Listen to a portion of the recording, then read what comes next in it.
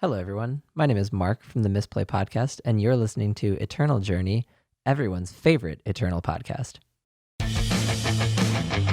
Welcome to Eternal Journey, the podcast.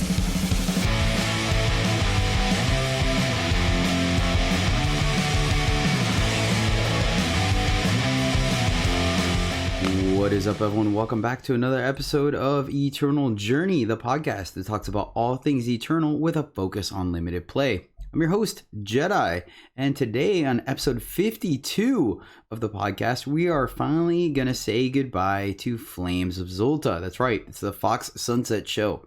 But first things first, I got my good friends on the line with me from snowy Colorado. We have Johnholio. How you doing, friend? Hey guys, I'm great, but like you say, I snowed in, so not so great in some ways. Do we have to start a Rescue John fund? I do have access to DoorDash here, so I think I'll make it. I just feel like that's so horrible. Like, you're snowed in, the weather's horrible. It's like, please stay off the roads. Things are dangerous. And then you're having some like poor college student in their 1990 Civic driving out to you. Oh God. Hey, it's not my insurance and life on the line. That seems great. Oh God. All right. Next on the line with me, coming from sunny California, Oh God, I need a minute. Oh, Darth Herman too, Alex. How are you doing, brother? Introduce yourself for a second, bro. Hey, what's up, guys? Missed you guys last episode. Glad to be back with you. And then I had visions of John saying earlier that he abandoned his mission to go to the store. He's going to send poor DoorDash people in this treacherous environment to bring the food to him. Right? He's like, why risk myself? No, I was literally in my driveway about to leave, and I was just like, this seems too dangerous. And I just changed my mind. Oh God. Came back inside. Oh God, that's probably my horrible sense of humor, but geez, that seems so funny to me though.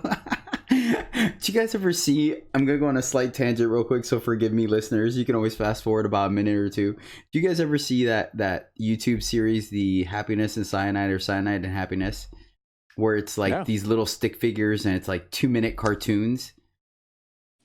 Maybe. I think you might have the name slightly wrong. That does sound familiar now. Okay, well, there's one episode. Yeah, Cyanide and Happiness. Yeah, maybe that is the name of it. Yeah, okay. There's one episode in particular where the guys are at a party drunk and he's like, oh no, we're out of beer. All right, don't worry, I'll go get some. And they're like, are you good to drive? He's like, yeah, totally. And he's like super calm, right? He gets in the car. He's like, close the door, lock the doors, put in the keys, buckle my seatbelt, and then he turns on. He's like, okay, put it in reverse. And the next scene is him driving down the highway, swerving and screaming for dear life the whole way. Oh God, that's kind of how I picture whoever comes to deliver your food. They're like, here you go. All right, thanks. Have a great night. They get back in the car and they're just like treacherous, like Scooby-Doo night. Oh. Yeah. All right. Anyways, yeah, much. all right, moving on, guys. Want to go ahead and mention the YouTube channel. That's right. That's Eternal Journey on YouTube, where you can catch all kinds of great offline content online.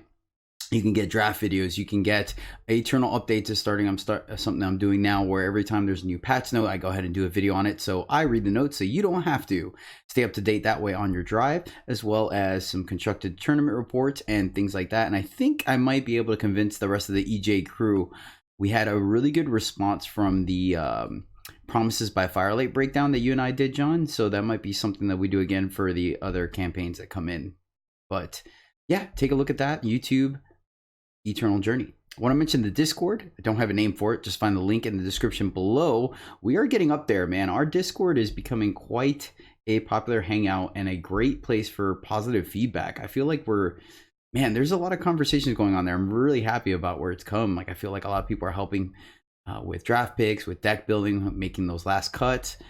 It's a great community. So if you want to get better at the game and be able to just talk Eternal all the time, check out the Discord, link down below. And finally, shout out to Warcry, Eternal Warcry, and Shift Stoned. These are two fantastic websites that were created for the Eternal community. I think they're fantastic resources. You can see all kinds of great deck lists on Eternal Warcry, and then Shiftstone is a great resource using the power curve generator on there to verify that you have the correct amount of influence and power for what your deck is trying to do. Do you guys use Shiftstone Warcry yourselves? Oh, of course. Indeed. Nice. I like that. I like that. And we had that great episode a few back with the interviews of the creators. Yep, exactly. Good call, John. Episode 49 of the podcast. You can go listen back up where we have Stever Cakes and Papa Capricorn, that are both the gentlemen that host the website. All right, guys. Final thing is the shout out section where we show some love to the people that recently subbed to the Jedi Order here at twitch.tv/Jedi_EJ. And I want to welcome to the Jedi Order No Clue, and that's no as in KNOW. I like the play on words there. Clinical Cynic, Cry Lorenzo, Pantry Barn, and the Wily Fox, aka TMC Gaming. Thank you guys so much for subbing to the channel. Really appreciate your support of the Jedi Order and this podcast. You guys rock. Ongoing support from all our resubs as well. We finally have some people that are hitting that 9-month mark, which means they are getting their Yodas, which means I'm probably about 2 months away from getting my Darth Vader badge. So I'm super excited about that. But yeah, definitely thank you guys for all the ongoing support. Really appreciate it. All you out there, you guys are fantastic. All right, guys, that is everything from our cleanup or our housekeeping section. So, Alex, you ready for our crack-a-pack here? Yeah, let's do it. Sweet.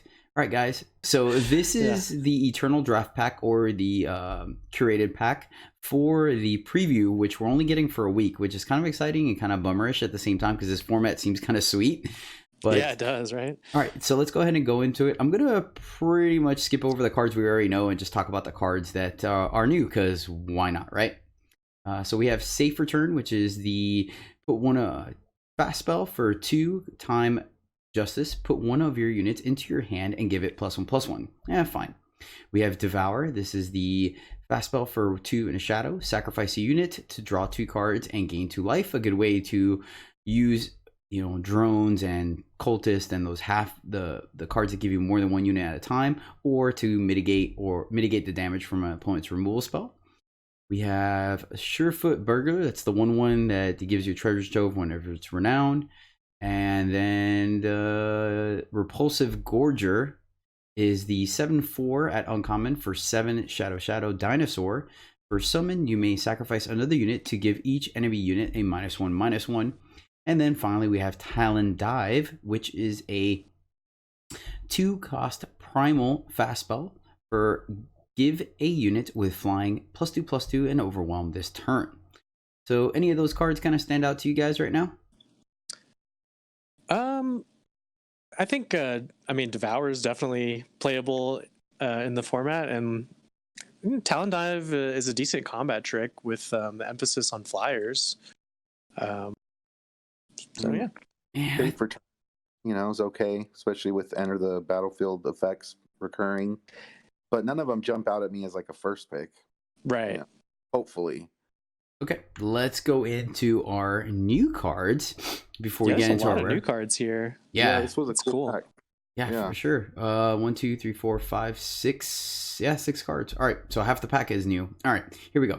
First up, Enchanted Plate Mail, +3/+3 relic weapon for 5 Justice. It has Pledge. I like that on an expensive card. And Spellcraft 2, Play Inspire. And I believe Inspire is +4 armor. Or is it? No, Inspire is the draw the top card of your deck and give it a +1/+1. Right? You're close. I think it's +1/+1 to the top. What is it? Unit of your deck, and then draw cards. Like that? Yeah, that sounds about right. Okay. Sorry guys, this is a screenshot, so we can't do the mouse over thing to figure out what it says. All right, John. Yeah, what do you think? Yeah, this is a in the playable card category, playable but unexciting. Like, it's very cool that it has Pledge on a relic weapon. So I'm definitely not excited about first picking this or anything, but this would be a good pickup later if you're in Justice. Yeah, I'm with you. Not to spend too much time on it, but I'm with you. I think since we barely play Mithril Mace, which is the same cost for a 3/4, paying the same cost for a 3/3 seems a little underwhelming. And then, yeah, drawing a card is good. It's not bad. That gives it a little bit more playability, but yeah, first pick, not a thing. Next up, we have... Oh, go ahead. No, go ahead. Oh, I'm sorry. I was going to say the Pledge is what kind of makes it That's just exciting, you know? Yeah, it's like, oh, I have this useless relic in my hand, opening hand. No, I don't. It's actually a power. Like Right. that. It makes it a versatile relic weapon. Honestly, I never really thought they'd put pledge on a relic weapon. Like, it's just cool. It's like a lot of things, like in prior sets regarding pledge, cared. You know, it's like you'd get a copy of it if it's a unit, right? But I don't think it would work for things like relic weapons. So, just like, you know, it's just cool to see them. Yeah, it's interesting. Experimenting. Game experimentation with the design. Yeah, I like it too. Yeah, for sure. It essentially has 3 modes, which is kind of cool, especially for a common. You could pledge it on turn 1, you can pay it on 5, or you can pay it on 7. So, okay. Humbug Nest is a 3-time fast spell at common. Ooh, I like doing that better. I think I'm gonna start describing cards that way. That seems like to flow a little bit better. Sorry, I keep always optimizing. Play 2 1/1 humbugs with flying. Of note, again, it is a fast spell. Alex, where are you at on Humbug Nest? Well, I haven't got to play it yet. A few streamers, I've seen it a lot already. I don't know if this card is like has appearance, like it's upped in the appearance or something, but all of these, they're all boosted. Okay. Yeah, they're all boosted in some way. Yeah, 2 1/1 flyers at instant speed for 3. Sorry, fast spell speed for 3. I'm into that. I like it. Yeah. Yeah. Yeah, I think it's we're definitely getting a discounted rate on this. When you think of cards like proselytize, yeah, that's the one that comes to mind. I mean, granted, you can decimate to get more, but I think the fast spell speed of this is what is really cool about it. I don't know if I would have noticed it was a fast, you know, especially without you like immediately saying it when you were describing the card. Like, I was a little shocked to hear that, honestly. I was like, whoa, fast spell. All right. Yeah, it goes to show you how much they value additional influence as far as the developers sound, because think about it. So let's use proselytize as the baseline, right? That is, right? That's 2 units for 3 and a time. And then if you add just same exact card, just add an additional time influence to it, now all of a sudden we're getting 2 flyers at fast speed. And then if you drop down to 2 influence, or 2 cost, but then shadow and time, you get Nahid's Choice. That's 2 1/1s for 2. So it's crazy how much value they put on either multi-faction or additional influence, if that's their baseline, because these are all common. Yeah. Okay. Right, yeah. Okay, moving on. I'll talk about this one because I've had to play this one a little bit. I actually like it. This is Gravewatch Ancestor. This is a 2/3 for 3-time at common, and it's Elf Cultist. All right, so I have to work on how I'm going to describe units. All right, still. Anyways, has ultimate, pay 6 to give Gravewatch Ancestor plus attack plus health equal to the highest health among units in your void. I like this card. I think this card is going to shine in the next format. Reason being is a 2/3 for 3 is average, right? You're not super excited about it. You obviously want it to be a 3/3. But it's serviceable. It does a decent amount of blocking, as we see from things like Val Collaborator. Getting buffed from a 2/2 to a 2/3 makes the card so much better. So I think this does some work. And then the fact that later on in the game, you can get some value off of her, paying 6. And even, let's say, by that point, by the time there's 6, you could have a 2/2 or a 3/3 on the board, right? Of note, it goes only off of their health. So you could do some busted things in this world with Marsh Dragon. I've totally used her when I've had a Marsh Dragon in the void. And I'm like, oh, look, there's a 3/8 Marsh Dragon in the void. Yep, pay 6. Oh, what do you know? She gets a +8/+8. So anytime there's a card that has early game application and late game application, it's very high on my radar. And I think so far, Gravewatch Ancestor has delivered. And just to add a little more flexibility to it, if there's something big in your void, then you can ultimate her as soon as you get 6 power. And if there isn't, let's say it's just a 2/2, then you just wait till a turn where you're like, hey, I've got nothing else to do with my power, and then you just make her a 4/5. Anything you guys want to add on it? No, it seems you've described it pretty well. I'm excited to play with this one for sure. I like power sinks, so yeah. That gives you a good one, potentially a very, very good one. So, yeah, and then if you have any kind of recursion, which once again I ran Xenon, so I had 2 dark returns. I was like, yeah, sure, pump her, attack, they double or triple block to kill her. I'm like, cool, get her back, and hey, look, I can ultimate her again. So it's yeah, it's kind of ridiculous. Anywho, next up we have one that's got some pretty cool artwork. I didn't even realize the artwork till I got the I heard the Backlash podcast where T Chamber talked about it, and I was like, all right. And sure enough, the artwork delivers. This is Yeti Cookmaster. This is a 1/1 Yeti cultist for 2 fire, and it reads: when you draw a card, Yeti Cookmaster gets +2 attack this turn. So we can assume at bare minimum on your turn it's going to be a 3/1, and then on your opponent's turn it's going to be a 1/1. Obviously, there's things like, for example, Wisdom of the Elders to modify that mid-combat, etc., etc. John, we're back to you. What do you think about Cookmaster? I don't know. I don't think I'm really into this card, honestly. Yeah, It's like a 1/1 is a very, poor baseline. Sadie doesn't like it there. Yeah. No, she's not into it either. yeah, fair. She clearly made her point. Hey, All right. right. I don't know. Like it's too much work to make this card good, I think. And then it's only buffing the attack when you do things with it. And drawing cards is already helping you just win games limited and not usually the easiest thing to accomplish. So I don't know. In an aggressive deck, it's like, you're a 2-slot filler, because it attacks as a 3/1 basically every turn. Mm-hmm. So, nothing spectacular. And I mean, like John said, it's always a 1 on the back end, no matter how big the front gets. So, yeah. Does the fact that it's a Yeti cultist do anything for either of you guys? It checks a box that red's gonna have cultists. Fair, yeah. But no, Okay. I don't think so. Okay. All right. Let's see. Alex, Ruinous. Yeah, right. Ruinous.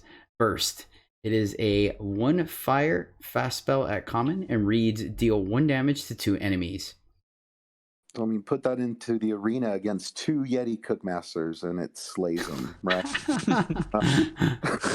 Wow. I want to see like the breakdown of how many 1 toughness units there are, because this could be a pretty good card, I think. As a fast spell, you can use it after combat to finish things off. Mm-hmm. It's not blowing me away, but I like it. I like this card. It's also very cheap with just 1 cost. Yeah. And if there's not 2 good units, like it does go face or hit sights. Oh, that's an achievement. Kill someone with Ruinous Burst. And yeah, I mean, we'll have to do some analysis as far as like X1s in the format, but the new mechanic, everything eventually becomes an X1. Which, spoiler alert, will be one of the things that we do on next week's show when we break down the mechanics and the stats for the set.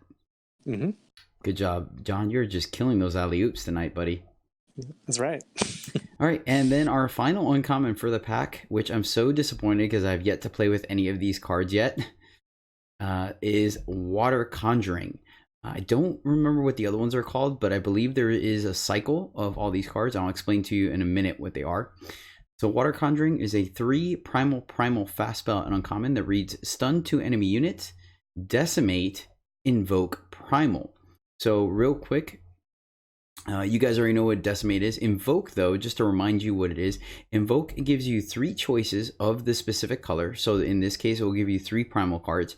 1 will be a spell, 1 will be a unit, 1 will be attachment, and that's what stays consistent. The cards in of itself can change, but you will get 1 of each type every time. And I believe it's a cycle because all 5 colors got 1, and then they have different abilities, but they're all fast spells, I believe, and they all have decimate, invoke their respective color. Mm-hmm. So back to you, John. What do you think? I like this card. I think stunning 2 enemy units at fast speed for 3 is on rate. The only questionable thing is the double primal in the casting cost, but man, I'm super into this on the surface. Alex? Yeah, cards like this give me hope for primal. Right? This card be the type of card I'd want to draft. Invoking for decimating on an effect that you're already you're going to use to your benefit, stunning 2 things at fast speed. Yeah, no, I think I'm in love with that card.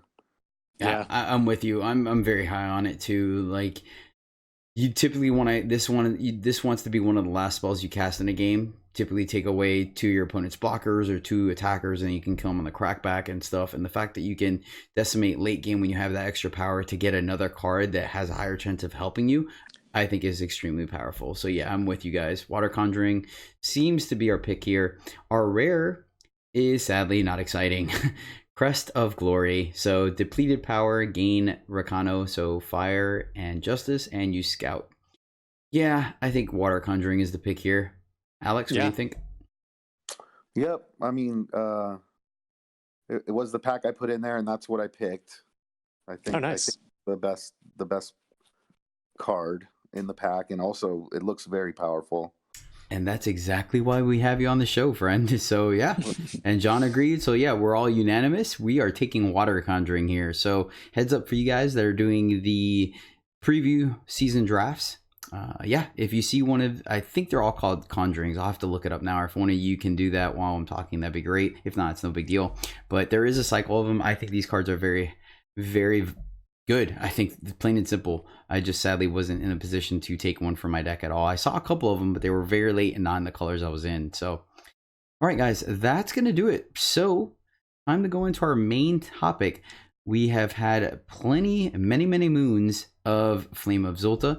We have seen a total of 3 formats, technically, I guess, now, if you count the preview season. Or I guess 4 if you count the preview season where they injected Flame of Xulta to the previous set as well. But It's been a great time. I've enjoyed it. So we are going to give it the proper send-off with our Sunset show. And believe it or not, this is actually one of the kinds of shows that people enjoy. I always look back at our numbers, and the previous Sunset show actually got a decent amount of hype behind it as well. So I'm excited to do this one. Hopefully we have a lot to talk about. So we'll find out. Starting us off, though, it is question number 1. If you could summarize the set in one sentence, what would it be? Alex? What I put? Oh yeah, it's Grodov's favored world. We just live in it. I think that's what I said. She just lets us live in it. She just lets us live in it. That's right. That's what I put. Yeah, yeah. I think anyone that's drafted this set more than once realizes that Grodov's favorite is just, yeah, it's exactly it. It's her world, point blank. John, what about you, buddy? Yeah, the obvious is already taken there. So let's go with Ruin is playable. Nice. Yeah, I could see that. Are you mainly because of the Exalted, or just because of curses? Or? Yeah, mainly. Yeah. I never thought I'd be down with main decking, an effect like Ruin. This format kind of changed my mind about that kind of stuff. All right. So since you guys were so kind to modify my notes on this, time is on my side. Yes, it is. You can never go wrong having time on your side. And yeah, I mean, there's no reason to take the horse outside and shoot it. It's already dead. Time's where it's at in this set. 100%. You like to play it, main deck it. You like to splash it. You just can't go wrong. There's just so much power in time on the common and uncommon level that it's like, what's up? Cool. Hopefully it didn't sound horrible. Did that make your guys' ears bleed? No, that was good. Oh. It was good. I had you warned us earlier. You did it beforehand a little bit. Okay. All right. Here we go. Question number 2, moving right along, if anyone's still listening to us at this point. What turned out to be the best archetypes? For me, I have aggressive Combre, but boy, did I have a lot of fun playing Stone Scar Sack. So yeah, I think aggressive Combre deck, time and justice was, you get your Longhorns, you get some stuff in the middle. It doesn't really matter what you get, honestly. Probably some Toward Test Pilot or what's another aggressive 3-drop I'm thinking of in my head. It doesn't matter. It really doesn't matter. Maybe a Mistrust, but then you top off with Grodov's Favored and Life is Grand. I think that was probably the best. I think that was the best archetype of the set. What do you think, Alex? So for me, I think it might have switched a little bit when they switched which pack you draft out of first. Fair, yeah. when we're doing Flames of Xulta, getting into Combre is all I wanted to do. However many Longhorns I could get. So I mean, I think that was probably the best deck. And then after the switch, it was like a Combre Praxis mix, or like a combination of those three colors, and that's facilitated by the Seek Power and Bannerman boosted rate. So yeah, I did a lot more splashing after the pack switches. Yeah, I know for yeah, myself. yeah. That it's such an interesting dynamic when they do that, right? And I mean, it's not unheard of. We changing up formats with the same packs is not something new, but it is interesting how it really does change the archetypes and the format some. Because I agree with you. I think once the pack switch, I was drafting a lot more Praxis than I was Hombre, and you just felt good when you got to curve on your opponent and top off with the grappler, and then send in another grappler, and they're like, "Oh my god, the beats!" Yeah. Yep, that was fun. Good times. How about you, John? Yeah, I'm on the Combre train as well, but I thought it was more like mid-range Combre was probably the best archetype with lots of favorites and maybe a finisher like Karash sees all or something like that. Ooh, yeah, definitely. Yeah, those two went hand in hand for sure. One right after the turn of the other, but also the inevitability. I got you. Yeah, I mean, I agree with aggressive too, but that's more of a matter of if all the longs come your way or not. Like you could still be a great mid-range or control Combre deck without all the Longhorns. Okay. Which cards were you most wrong about during the set reviews? Which cards really surprised you one way or another? So, to be completely honest with you, I didn't have the time to go back and listen to the whole set review, and I did write it down, but I can't find that file. So, I had to go off of memory, and I believe I actually gave Kodosh Sees All a lower grade. Like, I identified that it could have inevitability, but I think the fact that, and I valued that you got the 1/1 on their turn, but I was like, not knowing how the format was, I didn't know how easy it would be to get to 7 power. And I was like, man, you're taking your whole turn to not really do anything, and then getting a 1/1. Like, I don't know. I'm almost positive I was kind of low on it. I wasn't like unplayable low, but I was low on it. And then obviously that grade has changed significantly now. And a card that did surprise me for the positive was Yeti Traditionalist. Typically, Yeti Traditionalist is a 3/3 overwhelm for 4, and then Muster get a +2/+2 permanently. And typically, 3/3 for 4s are under, that's overcosted. We want to understated. We want something a little bit better. Yes, it had overwhelm, but I figured they were just kind of going off of the Yeti synergies. But I have to say, I've won and lost to Yeti Traditionalists when they have 1 or 2 on the board and you muster 1, maybe 2 times.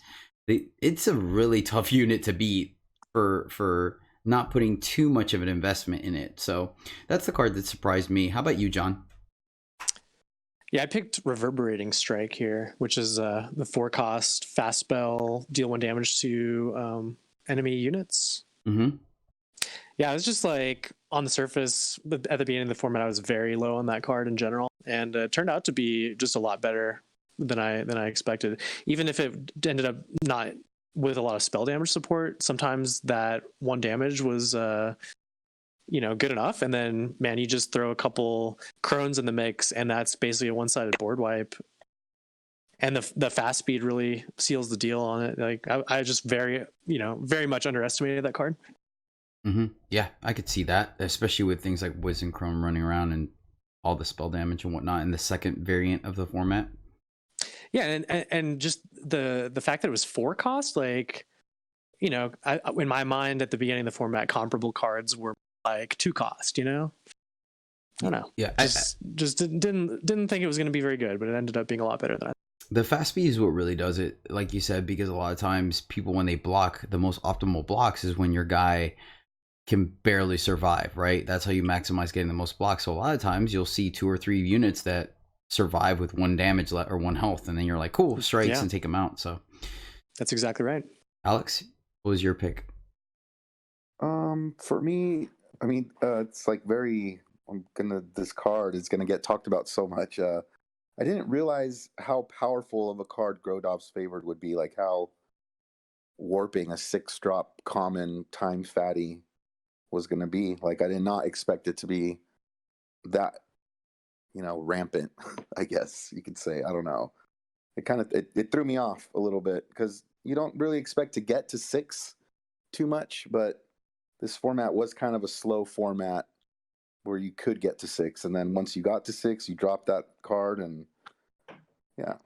So it's like I knew it was good, but not like probably like B plus good almost. Oh, So funny story, because I was trying to do a little bit of research before the show. I went and saw and it's still on YouTube, you're more than welcome to go watch it, but I watched my very first video or draft of Flame of Xulta, and I totally passed on a third pick, Grodov's favorite, and I was just like, I can't watch this anymore, I'm done.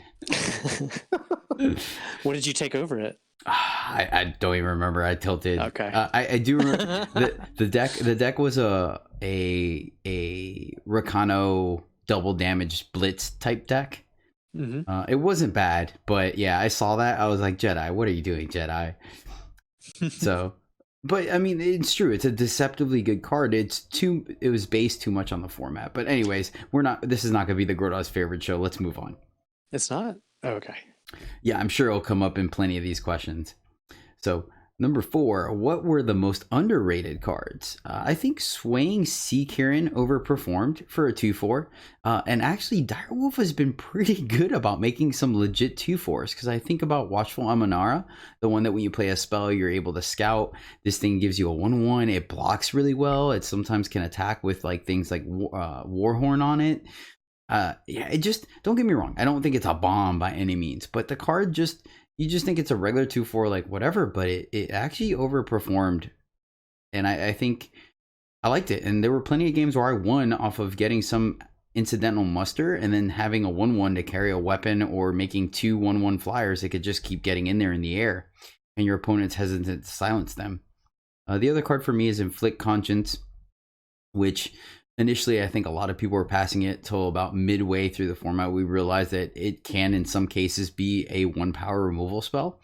So yeah, Inflict Conscience is pretty strong. Swinging Sea Kieran real quick is the 3 cost 2/4 in time, and Muster make a 1/1 Humbug.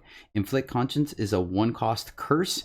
When the cursed unit deals damage, it is destroyed, or it's killed, or whatever the word is for Eternal. Alex, what about you? I like the Inflict Conscience, by the way. Give you props on that one. I agree with that one. I mean, I agree with the other one too, but that one is super underrated. But for me, it's a Traditionalist, the Yeti Traditionalist, always going around so late.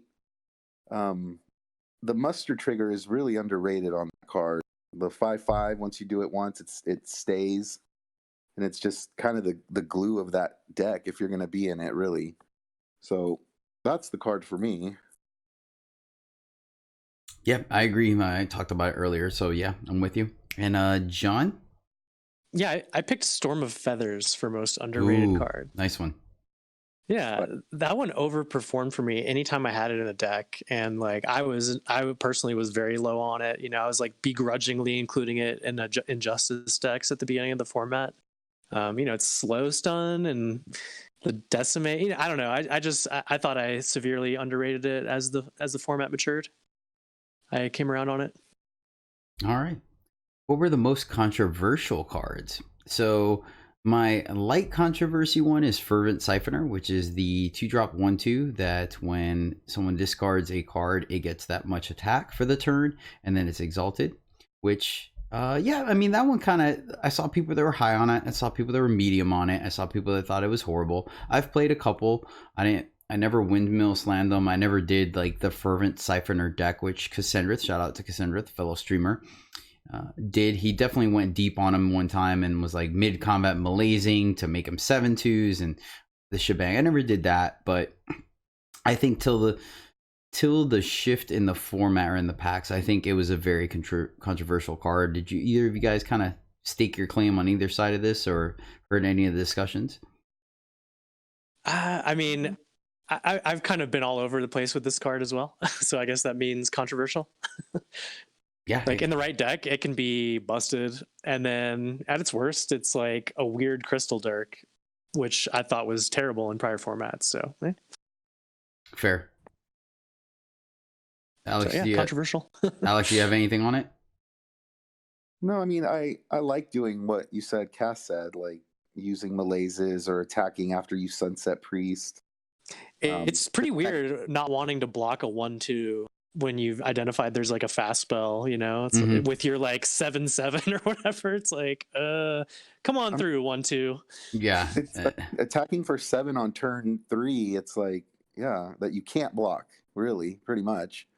Yeah, and then there's enough like sacrifice in the format where it can be good without even having ways to buff it. Fair. All right, and then you once again segued into my actual controversial card for me, and that's Sunset Priest. This is the 3/3 cultist for 3 and a shadow, and when it summons, both players discard the top 3 cards of their deck. So a lot of people make the argument, hey, void bound or void synergies, hey, discard synergy, or I mean, yeah, both void because we have immortalize, and then discard like the aforementioned Fervent Siphoner, and then of course the 3/3 body is always solid. I have yet to see a limited format that Direwolf has created where a 3/3 for 3 is not a good body, but so a lot of people think it's serviceable to good. I hate this card. I absolutely hate it. You guys have been on stream with me. I am going to make a highlight video when I have time of how this card like just trolls me all the time. I hate this card on my opponent's side. I hate this card on my side. It's just, oh my God.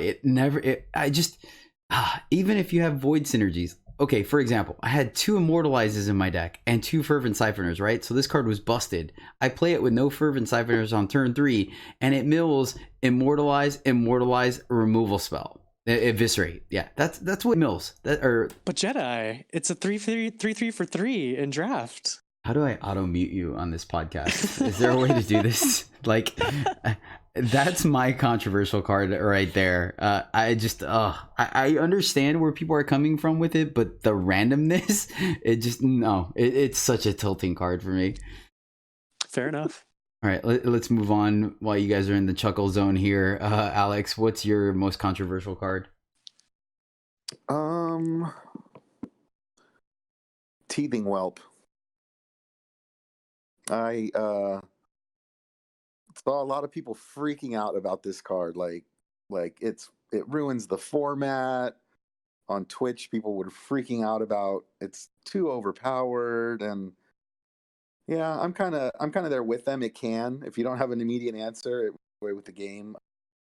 So for me, that's the most controversial card, I guess. Yeah, because it's super swingy, right? In one aspect, you play it on turn 2 on the play. They don't have a 2-drop, and then you attack, and it gets flying, and it just runs away with the game. Heaven forbid you should put something like a Warhorn on it. But then there's plenty of times where you just play it, and it just sits there as a 2/2. Like, yeah, totally. Just a banner man that didn't fix your influence. Well, that's like kind of the worst kind of backhanded compliment ever. Yeah, you couldn't figure out a better 2-drop or a worse 2-drop, bro? Like, it's like Dragon, what is it? Dragon Dancer? What's right? Shadow Dancer? The 2/2 ally dragon. 4/4 for 2? Yeah, but I mean, come on. That thing never shifted for me. It never got the 2/2 for me. I've seen the thing do some work. All right, fine. No, but I'm with you guys. You know, that either wins the game on turn 2 or it's like a 2/2 for 2. Like, you often don't play, even if you're winning, you're not really playing a game of Eternal. You're just you triggered your auto win card, basically. Right? Which that's not great. But I've definitely seen people like advocating to swap lanes, you know, late in the draft just because there's a teething whelp getting passed around early in a pack or something. I don't know that it's that good because the timing on it is so crucial while you're playing the games. Yes. Or you could just be like me, where my teething whelp say summon, put a conflagrate in the top of your opponent's deck. So there you go. All right, moving on. What card had your favorite artwork? So I kind of teased this. You skipped my controversial card, Jedi. Ooh, controversy. Yeah, controversy. My bad. On. Go ahead, throw yours out there, John. Yeah, it's for me. It's Inflict Conscience because I mean, for example, you guys sounded pretty high on it, and I'm a lot lower. I'm more in like Hats on Lamps' category or corner here with that one, It's like where I think people overrate it. Yeah, maybe a little bit. I see it. Like, no, I think, controversy, right? I think this fits the bill. So I think enough people don't like it where it goes late. But I can see it being it's very wide in what people think if it's a good card or not. So yeah, some people are just like, hey, it's a 1-cost removal spell, and I'm like, it gives your opponent too much, choice over when and where this card does anything, if it ever does anything. You can just silence it, for example. I mean, it answers a teething whelp. Or they can just not attack with it for a few turns and then, maybe kill the attachment or bounce it into their hand and just have it fall off, or go ahead and kill it and then get it back. I don't know. Like, I don't know. I think it's pretty controversial. Fair. Yeah, that's exactly why we have this category. Right. Okay. Apparently it's controversial. Boom. Let us know in the comments below. What do you think? Do you like Inflict Conscience or do you not? Or you can just tweet at John. Oh wait, you don't have a Twitter. Darn. I was gonna have them. Don't at me. Yeah, darn it. That's fine. You can add Jed. You can add EJthePodcast. Podcast EJ. I don't remember now. Anywho, Jedi did try to skip over you. He didn't want you to put your 2 cents in on that. I know. Right? I'm still looking for that mute button. Give me a second. Here, I'll help you out there. Put like distortion. Oh, John, you're breaking up. I can't hear you. It's like the mom or the teacher on Peanuts, like wah, wah, wah. Don't you dare. Oh yeah, post-production, it's happening. No. All right, so favorite art, like I said, for our 50th show, sadly both Eclipse or Flame Soul's Rest was my top art, but since we already talked about it, I went ahead and looked at another one that I was super excited about, and I remember this during spoiler season, even though I never got a chance to play it, is Aramont Death's Incarnate. Aramont Death's Incarnate is just fantastic art. I think it's super creepy, super cool. He's looming over a giant graveyard. I think it's wicked cool. Like, they did a really good job about making this guy the villain. Yeah, and he's turned out to be a more critical character in the story than I initially thought. He's getting more and more cards. Yeah, and they all kind of have pretty cool artwork. Yeah, for real, they did a great job on him. 100. Yeah, that's right, because Aramont's Designs was your favorite card of the year. So yeah, Designs was the one I chose on that other show, but that's not in the box format. So I kind of wish there was a way to find out the artist so we can give them like a shout out as well. But I guess in a digital card game, there's really kind of lackluster, like not lackluster, but not necessarily needed, I guess. I don't know. Okay. All right. John, what is yours? So I don't skip you. What's your favorite art of the set?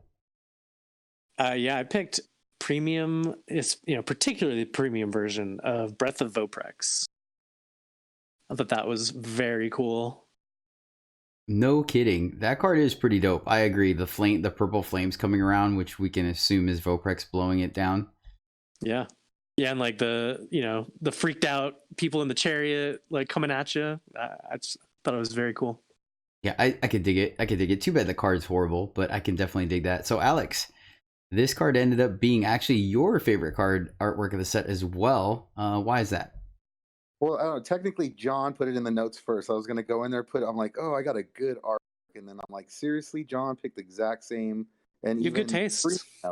Premium Breath of Vorprex. It looks so sick. Right. Yeah, it sucks that it's such a horrible card, man. Yeah, you'd never know that it looks cool because you just pass over it when you're drafting. You never see it played. Yeah, I don't pass premium Breath of Vorpexes though if it's late. So funny story. Early in the format as well, me being the science person that I was when I was streaming, I was like, all right, let's do this for science. I totally drafted 4 Voprex choice or Breath of Voprex for a deck. It was an aggressive deck. I gotta say, I did draft it in the correct deck. Yeah, that card was horrible. I was like, why did I even put these things in my deck? They're so bad. I don't know if you guys have seen this, but I have seen this card actually be good before. In the Wiz and Crone deck? Yeah, definitely. Yeah. This one particular game I saw Loco Pojo streaming, man, he was like popping off with these things. I was blown away.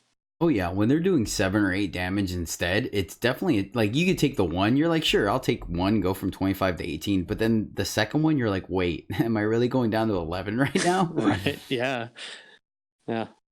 And But for then, the most part, extremely unplayable. yeah, yeah. But hey, this was all about the artwork, not about the card. So, That's right. okay, what were the best build around cards in the set, Alex? So Kodosh sees all. Granted, it's very powerful on its own if you have one, if you have no other curses. But if you can get one early, granted, this was before when we were picking those cards first, but if you can get one early and build around it, maybe get a second one later, it was like just backbreaking when you dropped it, you know? Mm-hmm. Like you're making Yeah, when three, those flyers four, are four. bigger, oof. You know you're gonna have a bad time that game. Yeah, because you can come back and maybe win a game against 1/1 flyers, but when they're like 3/3s and 4/4s, yeah, that's not gonna happen. Yeah, it's true. It's so funny how one random curse or even two, and even the ones that happen early, so you forget about them. You put like a torture on something, it's been sitting there the whole game, and then you drop a Kodasi's all, and you're like, wait, why is it a 2/2? Oh, yeah, that's bad. I need to kill that somehow. There was one game where I tortured something, but it was still had one attack, so they kept attacking me with it. I was like, yeah, sure, I'll take the one, and then make another 3/3 bird, another griffin. John, what was your favorite build ground? Yeah, I picked Green Stretch Empath. Ooh, yeah. That's like one of my, I think that's a sweet card, and like if you pick one up early and can build around it, it gets really cool. And I mean, one of my favorite things to do in card games is draw cards. So that's an easy pick for me. And then runner up for me is probably Wisencrone, which, it's just a 2/1 if you're not building around it. But man, when you get that spell damage deck going, it's like a key piece of that deck. Yeah, It's a fun one. I'm with you with Green Stretch Empath. That card, you just as soon as you draw 2 cards, you just feel so good. It doesn't even matter how you triggered muster. It's just you're like, oh yeah. It's like, how can I lose now? We're doing it, Peter. Yeah, and the thing is that drawing 2 cards draws you into more muster triggers, so you just keep activating it. You're just like, oh, it's time to go to town. Yeah, it's a snowball-y card without necessarily having snowballs, although you do probably have a snowball or two in the deck. Yep. For me, as a combination, they're kind of both. It's not necessarily an engine, but they do build around, and that's Vile Collaborator and Cindermaw Toto. So Vile Collaborator is a 2/3 for 2 that, or 3, I'm sorry, 2/3 for 3 in a shadow that gives all your dragons +1/+1 and lifesteal. And the cool thing about this card, which has happened in draft before with all the Grodos favored, is that even if they silence your dragon, the Vile Collaborator buff will still happen. So, for example, if they silence your Cindermaw dragon, it'll still be a dragon. It just won't fly, so it will still be a 5/5 lifesteal.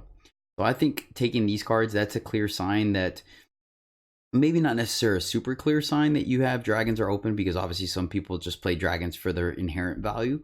But seeing Vile Collaborator go by, taking those can really up the power level of your dragon deck, and turning these commons into uncommon and sometimes even rare levels very easily.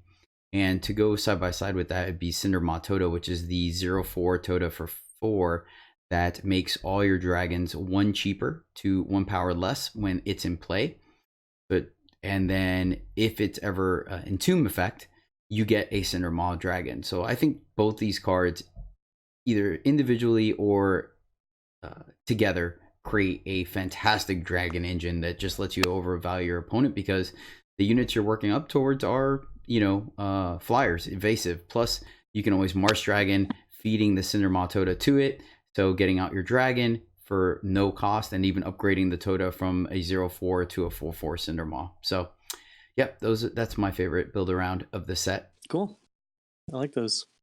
Either of you guys ever drafted the Stone Scar or Xenon sack decks? Yeah, definitely. I was a fan. You just feel like, No, I couldn't get that one to work for me. oh, yeah, The Xeno. Did you try the Stone Scar or only the Xenon one? Stone Scar would work better for me than Xenon. Although, granted, sometimes you would splash a few time cards. Mm-hmm. Grotto's favorite. Right? All right. So, was this set a print or popper set? And it was a unanimous popper set. That's right. There were some bomb rares, which we'll talk about a little bit later, but I think for the most part, it was really the power level of the comments. Things like Spiketail Kieran, Grotto's Favored, Draw Strength, Immortalized that really powered out these decks. So also the multi faction commons as well. Oh yeah, good call. Yeah, for sure. Those. Oh yeah, go ahead and talk about those a little bit, John. Yeah, I think they're all pretty strong in their respective faction decks. The Oni one and Rakano. A lot of them, it's like the more you have, the happier you are. That one's particularly like that. Nahid's Faithful is a great one, and Xenon. We already talked about the Weisencrone and the Stone Scar spell damage. So yeah, I mean, these things were all pretty sweet. And then you mentioned earlier the Combre one, the Longhorn. What's the fifth one I'm leaving out here? Cindermaw. Oh wait, Retraven. Did you leave that one out on purpose? I'm drawing a blank. Oh well. All right, Alex, you have anything to add? Nope. I mean, just basically, granted, there were bombs in the set, but you can build a very functional deck that would win you a lot of games with just commons and uncommons, because a lot of them were very powerful. Yeah, for sure. All right, so actually, you could start us off on the next question. It's a bad card, but I love it anyway award. Which one do you give yours to, Alex? For me, it's Malaise. It's a bad card, but if you like put it with the right things, it's good. So I like it. It's a theme with later. Like, granted, that theme never works for me, but I still like the card Malaise. I think that's a good choice. I like it. John, what about yours? Yeah, I picked Blood of Makar. Like, I don't know. I I think it's a bad card, but I've had some fun with it in a couple decks over the format. So yeah, that card's gone down for me a lot. Like, when it first came out, I loved it, and I was like, "Oh, this card is amazing." And then I don't think I put it in decks anymore. Really, right? I don't know about you, but I know during the Fox draft preview, before Fox came out, I definitely comboed this with Unkindness and just like easy wins, right? Like, those were just going around. I think people were not valuing Unkindness at all at the time, so I had a deck with a bunch of those, and then a bunch of 1/1 Ravens is not so hot, but when they attack every turn and get buffed like crazy and keep attacking, that wins games. And there's a couple like little combos you can do with Blood of Makar and the full Fox draft set. But yeah, I think overall it's basically just bad card if we're evaluating it. And mine was Region Choice. This is the Rakano choice, where you can either search for any unit and put it in the top of your deck, or you can give a unit double damage at fast speed.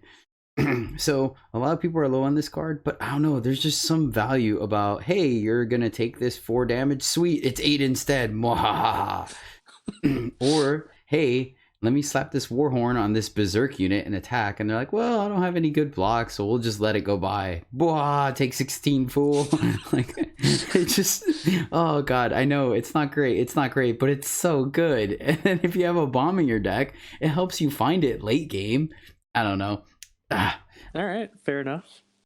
I like it. Anywho, all right. It's because of the Onis. That's why you like it. Hey, it's my jam, man. Right? I think it's definitely because of the Wahaha potential. Did you just hear him? I swear I'm a Jedi. I swear I'm for good. Oh man! How many of your emote slots have Wahaha as the chosen one? Actually, none of them, because that's the one I get trolled with the most. All right. So Jedi confirmed. I refuse to do the trolling end of it. All right, next up, I literally never win with it, but always seems to beat me card. Yeah, for me it's Wizened Crone, man. I tried drafting the Spellscour deck or Spellcrag deck so many times, and it just never happened ever. Yet I would see, I got preconditioned to where I would see a Wizened Crone come down on the other side of the board. I would try to kill it immediately. I'm like, forget it. I'm totally trading my 4-drop for this thing. Like, no, I'm not gonna get smoked because, yeah, like we talked about earlier, all of a sudden all these bad cards like Greed's Reward and reverberate, but you know, or all these cards just start wrecking me. I'm just like, and I get wrecked. I really do, because it's not one. They're like, what's that? What's the Meerkats, where it's not one, there's always like a whole army of them. That's what happens to me. They play one crone, I'm like, it's just one crone, and then they're like crone Greed's Reward. I'm like, oh my those god, crones start adding up, man. Every one matters in the spell damage deck. But it just, you're not wrong. But it just never worked for me. Every time I played it, it was like I was practically auto conceding for my opponent. Yeah, I would agree with you, but I totally got this deck to work for me a couple times. So so happy for got you. lucky with the packs. Well, while Alex is laughing at my expense, John, what's your card? No, I'm laughing with you, bro. You were funny right there. I picked Chant to Grodov. Like, I tried it out kind of at the beginning of the format because I got beat by it a couple times in some random games, and I was like, I guess I'll give this a try. It seems so bad, and for me, it was just basically a worthless card. So there was a game recently where my opponent was sitting on like 7 power with 4 cards in hand. I'm like, do they just have nothing but reaction spells? Like, how are they not playing anything? I have no idea what they have. What's going on here? And then all of a sudden they Grodov's Chant and then play like a 2/2 and a 3/3. I was like, are you kidding me right now? Like, gotcha. Yeah, I was like, what the? I was like, I'm rocking my brain over what they have in their hand, and they're sitting on a 2 and 3 drop. I'm like, what? WTF, mate? Yeah. Oh man, all right. But I've definitely gotten wrecked by a turn 2 Chant to Grodov too. I'm like, why are you winning right now? Oh gosh. All according to plan. Yeah, Alex, what's your card before I embarrass myself anymore? Well, I guess the Wizened Crone theme would be a runner-up, but because I've gotten it to actually boost a damage spell before, I believe. But getting my opponent basically discard cards or the theme at all. I've had what I thought was amazing Felm discard theme with the Ravens and the eight drops that gets cheaper and all the good stuff. Everything good. All the payoffs, all the cards that facilitate it. 03. Yeah, I've never got that to work for me, but I've lost to it. So yeah, I'm with you on that one, Alex. I've tried that one too, and like I never quite got there with it, but I've been milled out plenty of times in the set. Yeah, I just don't get it. All right. So speaking of 03s, what was my opponent played this, so now I must win or quit Eternal Forever card. Mine was Skywatch Zealot, which is a 0/3 for all right. For 2 with Exalted, and then Dragon Ally, draw a card. Yeah, this card is just bad. Like, it just is. I could see. Yeah, pretty much. There's no way around it. Yes, you get your card back, but why do you even have this card in your deck anyway? So, yeah, if they ever played this, I was like, okay, I need to have this game, this one in the bag, or I'm done drafting today. Yep. Alex? That's a very good choice. I like Breath of Voprex here. Okay, yeah, definitely don't need to go into depth like we did earlier. You got it. Moving on, John. Solid pick. I picked Snapping Hydrangea. Oh, okay, good one. What does it do for our listeners? It's like a 5/5, I think, but it gives your opponent 4 cultists. Yep, for 2. Yeah, so every time I had an opponent play this against me, I was, I just did the whole like fist pump, like yes. Like, easy win. I don't think I ever lost to one of those guys either. Yeah, that's a good one too. Yeah. I think before the set really was out, in the preview phase, described this as like a 4-turn time walk for your opponent. Yeah, I can get behind that. Yeah, definitely. Okay, what was the biggest groan test of the set, or to coin one of John's terms, the biggest card that made you? Oh my god! Yeah, there you go. Exactly, man. I was totally prepped to do it. You just nice, good timing on that. I like it. Stealing it. No, it worked out great. Yeah, that's exactly it. So, I think there's no argument here. Marizo is definitely one of them. The 7/7 for 7 with Exalted, and then Mastery 10, play the top 10 card, or look at the top 10 cards of your deck, play the 3 units from them or something ridiculous like that. Like, yeah, this card, you might as well just say, Mastery, I win the game. Yeah. If you do not have the silence effect for it immediately, like, the game's just over, because you have to triple block it to get it off the board, and they just slap the 7/7 on something else. If you just take the damage, they get 3 more units. Yeah, it just that's a big oof. Yeah. And then another runner-up that's close, obviously we've talked about enough, is Kodash Sees All. Like, there have been plenty of games where you're navigating it, it's close, you guys are kind of picking at each other, and then all of a sudden Kodash Sees All drops, and you're like, well, yep, I don't think I can come back from this. So yeah, those are good choices. And then who wrote this? Was this Alex or John that wrote the extra? I wrote That's that. Alex. All right, go ahead, Alex. Throw it down here. What's your groan test? Just because, like, so it was an uncommon, so you would see it a lot, and you'd see it early a lot. Teething Whelp, but then also a Longhorn. That was a big groan test. You're like, oh, you immediately feel like you're on your back foot, and you're gonna have to like dig your way out of this game, especially if that thing Mastery. So, yeah, that kind of always produced a groan out of me. Yeah, and with the Longhorn, there's 3 more coming for the next, successive turns as well. Yeah, it's I don't think Eternal has a card like that yet, but yeah, the whole play summon or the summon effect on Longhorn, summon 2, or put 2 more Longhorns into your hand. Yeah. Right. All right. What is the most frustrating bad card to lose to? What card will you not miss playing against? What card really annoyed the crap out of you? I will save this one for last, because this is my little soapbox. So, John, go ahead. You start us off. Yeah, I'd pick Breath of Oprex for this one, because I have, I'll admit, I have lost a game where Breath of Oprex was involved. Okay. Alex?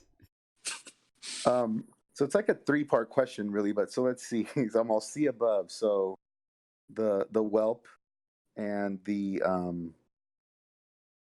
Longhorn, I'm not gonna miss cards. They're not bad cards. But like the 2/1 that can't block, oh, so annoyed losing. Faceless one? Yeah, that one. Thank you. I couldn't think of it. Like turn 1, faceless one, I'm like, oh. And then you don't have a 3-drop, 4-drop. Like, opponent, this can't block, right? Right. And then I'm like, I probably should have redrawn, I guess, since I didn't have a drop. But yeah, that happened today. Oh no. Oh god, it happened today. Yeah, nice and fresh. It's fresh in my brain, yeah. All right. For me, all right, you guys can go grab a beer, kick back, and check on the kids and stuff. I'll be here for a minute. All right.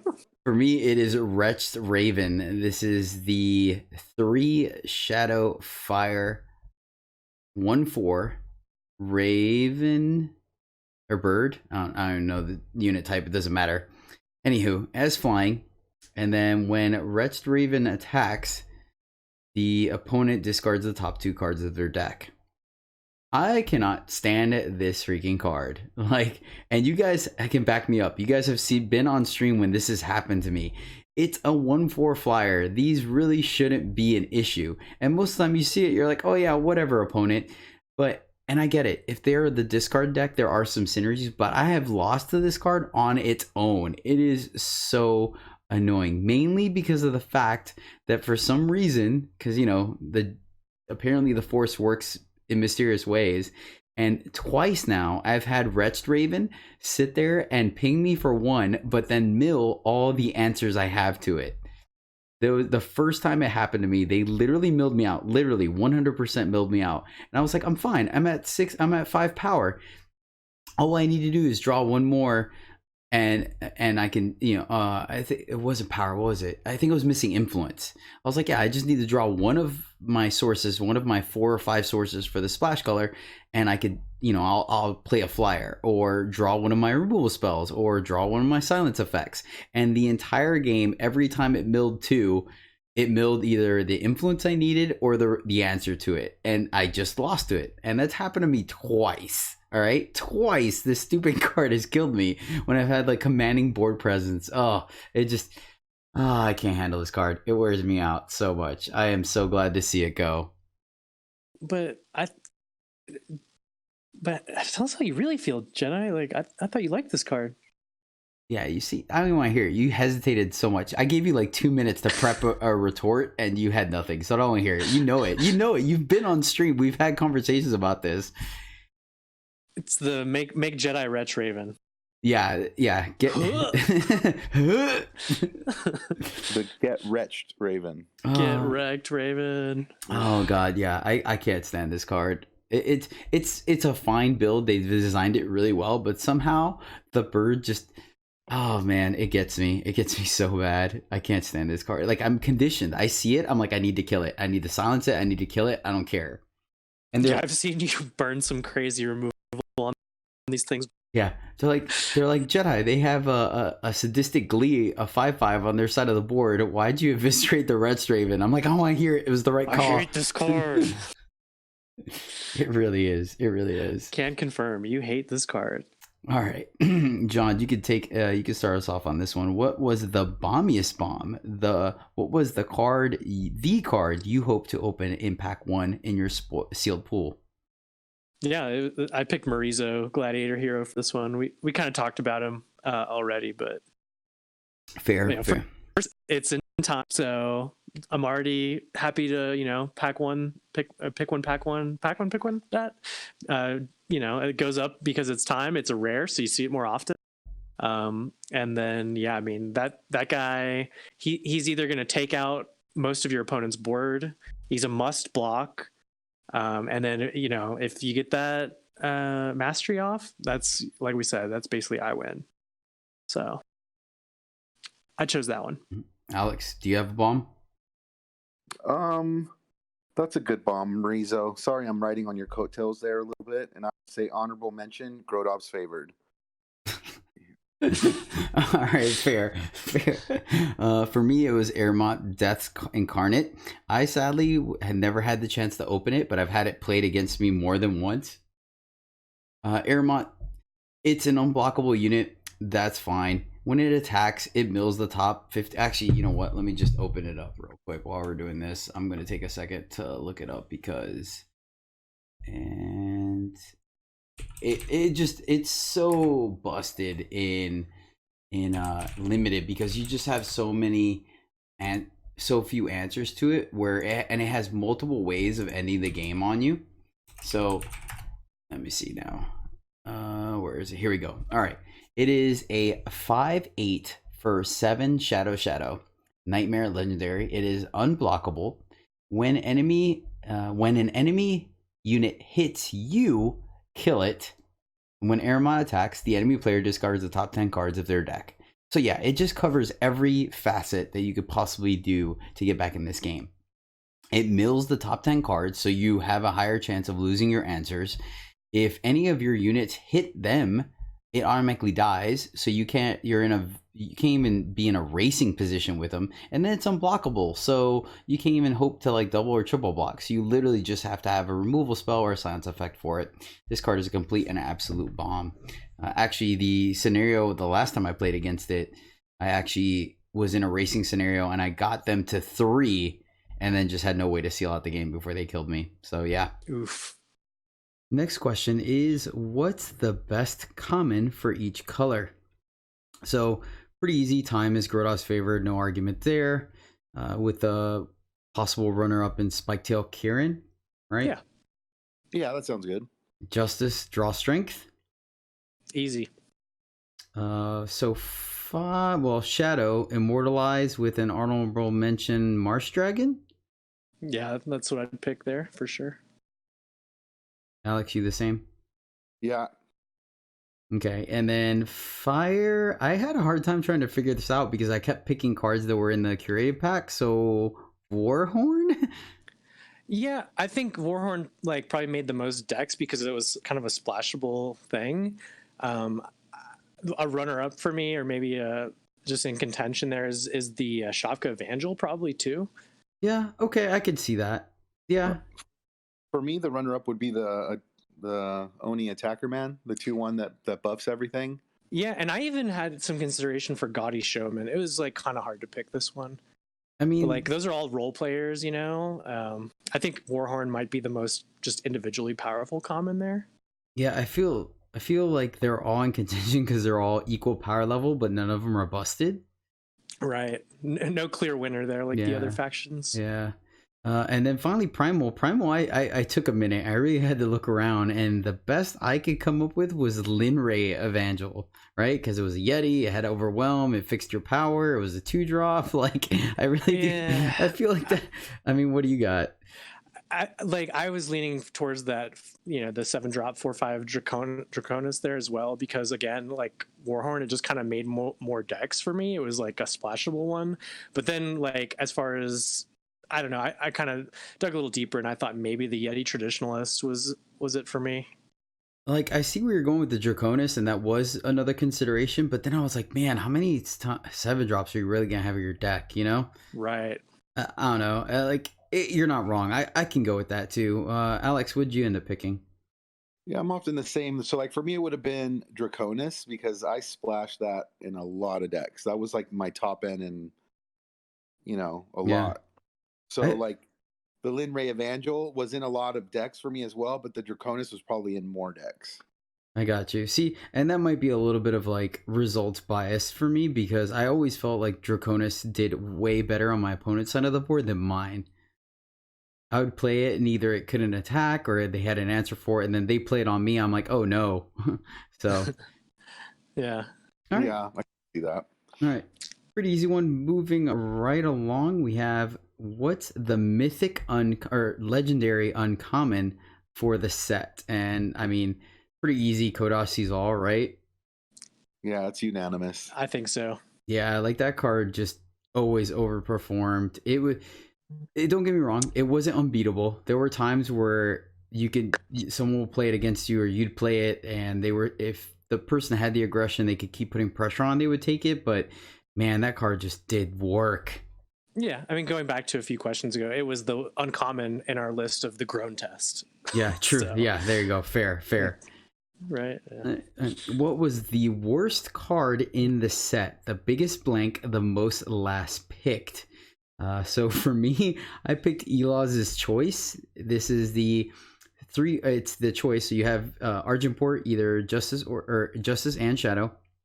And it is a slow spell, and it gives you either 3 armor in a set that has no real relic weapon synergies, or each unit, both sides of the board get a -1/-1 at slow speed. Yeah, this card, I saw it always as the 11th and 12th pick in packs, and I don't think I ever put it in my deck. There was one time where I was like, let me see if I could play it, and I looked and I was like, nope.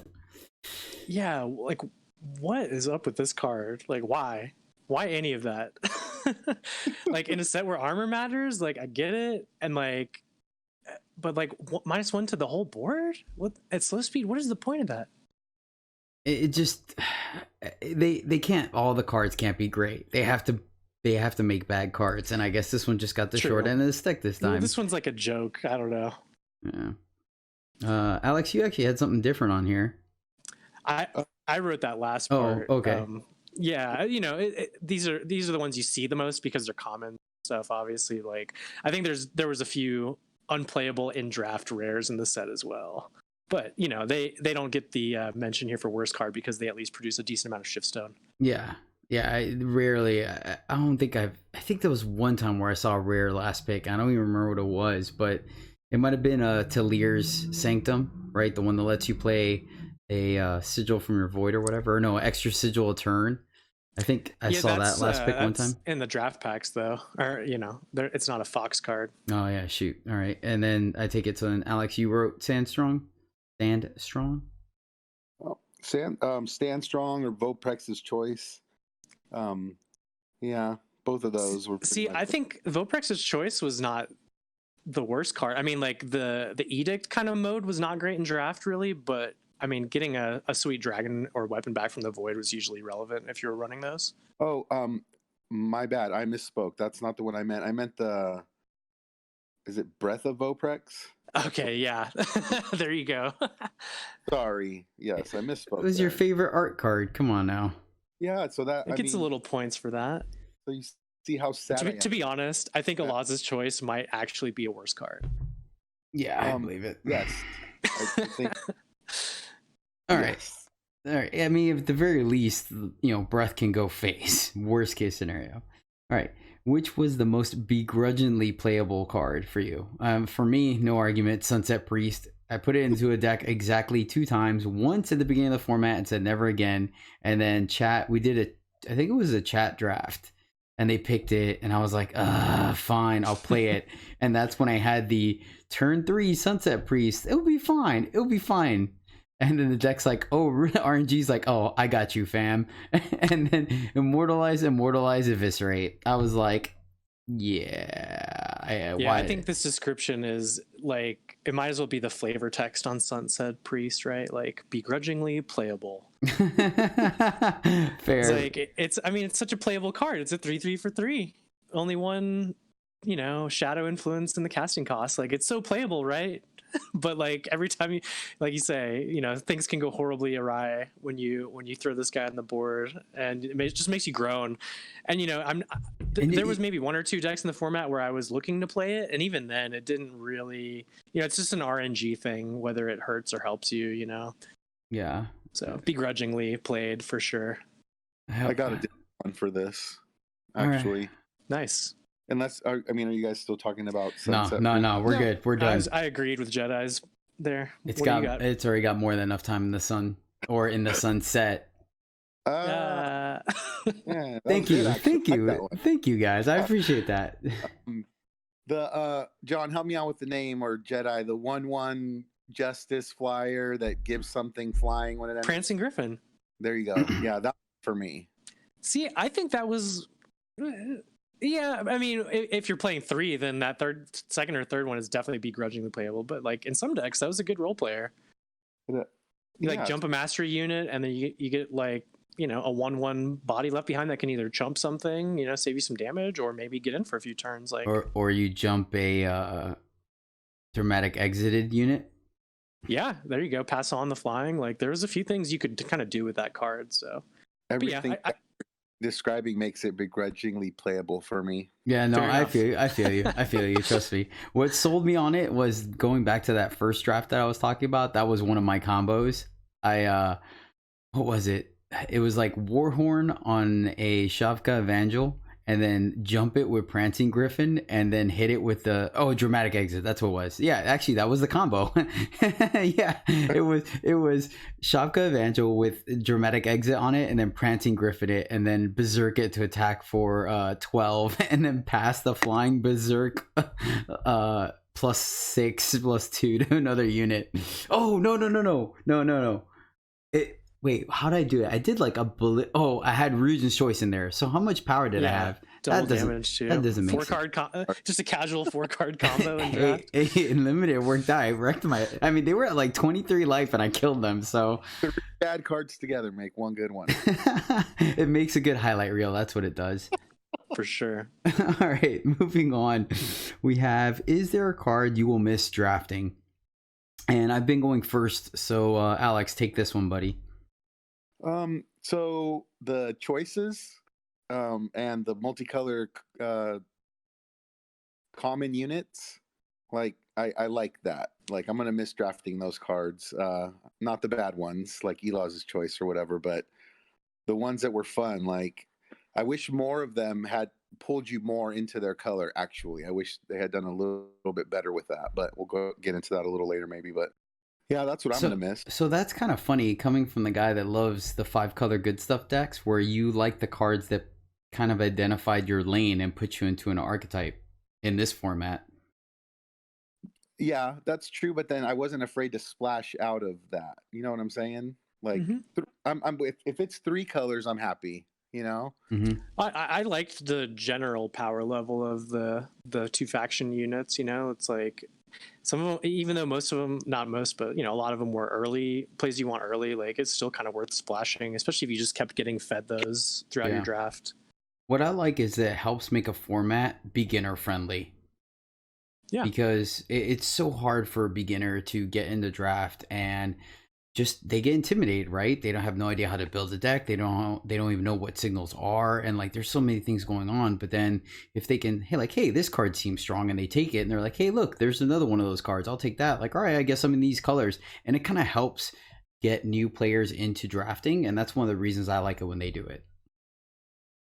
All right, John, what was your card that you're misdrafting? I was a big fan of Immortalize. Like this, you know, it's the whole units keeping stats and buffs and things like between zones is a very eternal thing, and Immortalize not only capitalizes on that but adds another keyword, like if you decimate and stuff. And I just liked the whole exalted mechanic, and like you could just do some busted stuff with Immortalize in this draft format. And like some of my most fun experiences involved that card, and like some killer stuff, or just, you know, it was just such a fun card. I'll definitely miss drafting that one. Yeah, the world is definitely your oyster with Immortalize, because you give all kinds of cards that have no business having exalted getting exalted, and you're just like, Right. oh yeah, I agree That's a with fun you. one. In that regards, that's actually one of the 2 cards I'm going to be missing. And once again, referencing Dramatic Exit, same thing. Just giving exalted to a unit that has no business having exalted is always fun. You can pull out some wins out of defeats when you have that in play, so that's super fun. The other card That was a fun one. Yeah, I can't remember specific games off the top of my head, but I know there was at least 2 different games that I played in Limited where I was losing, and Dramatic Exit was the card that got me out of it. And then there was sometimes where like that card just wouldn't help you at all dig yourself out of a hole. But man, yeah, there were some games where you play it and it just like steals a win or whatever. It's one of those swingy cards. It's fun. Yep. And then the other one is Marsh Dragon. Like, Marsh Dragon required a little bit of setup. It wasn't free, right? You had to have a deck that wanted to put stuff in the void. But man, like, that card just did everything. 5 is a good spot for a decent sized flyer, right? It's not too early, it's not too late. You had enough time to put stuff in your void, trade aggressively. It got you back when you were behind because of the life gain. It made a good blocker. It carried weapons well. It was a good attacker. It was just all around a great card. And then you loved, once again, comboing it off with any kind of recursion. Yeah, Swiss Army Dragon. Nice. I like that. Okay. Going on to a little bit of characteristic stuff. John, what was the most Johnniest Cornholioist card? Because we're coming from a draft perspective, I'm not going to say Prodigious Sorcery. So let's go with Green Stretch Empath. It's like nothing I like more in games like this than just popping off, drawing cards, just, you know, and it was like a good body, you know, it's just a playable card kind of anyway. So yeah, I think that's the Johnniest card for me. All right, fair.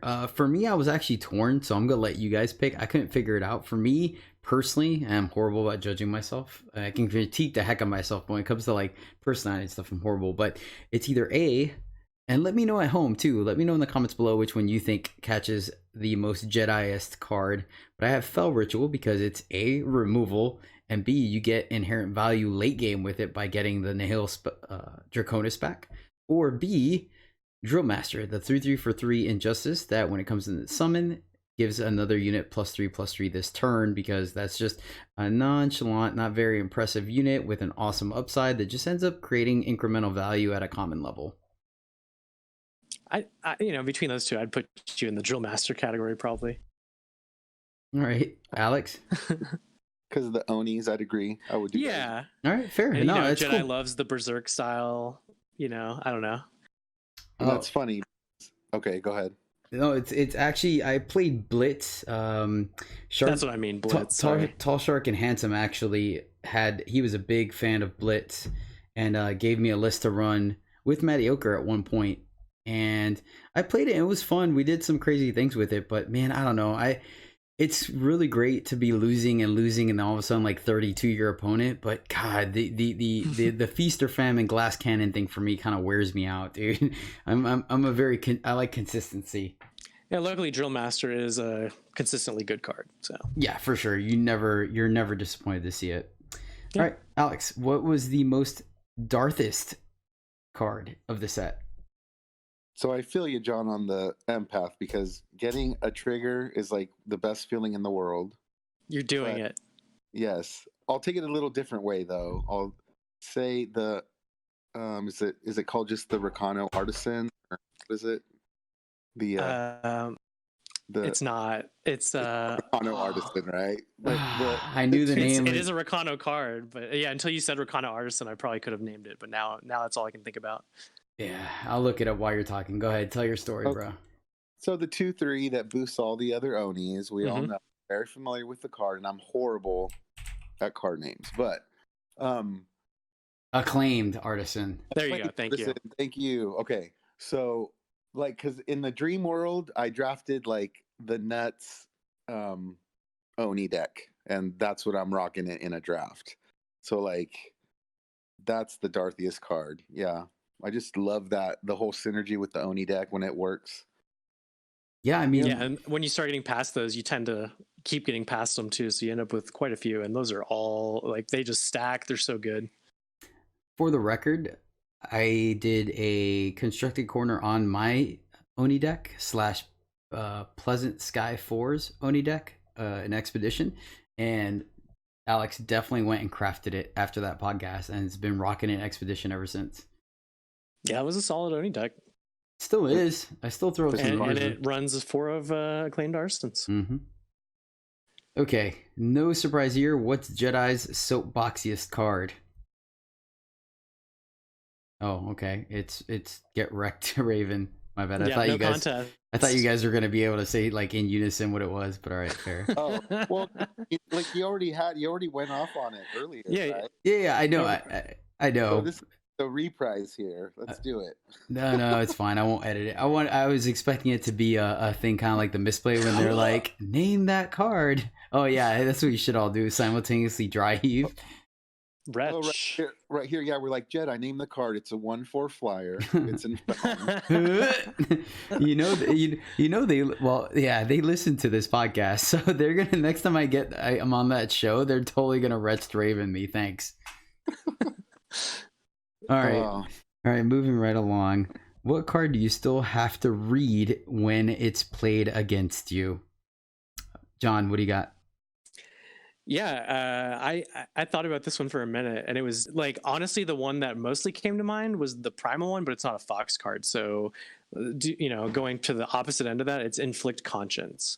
And it is because I always would forget which was which between this one and the primal version, which is Fragility, which was from a different set, but it was in the draft packs.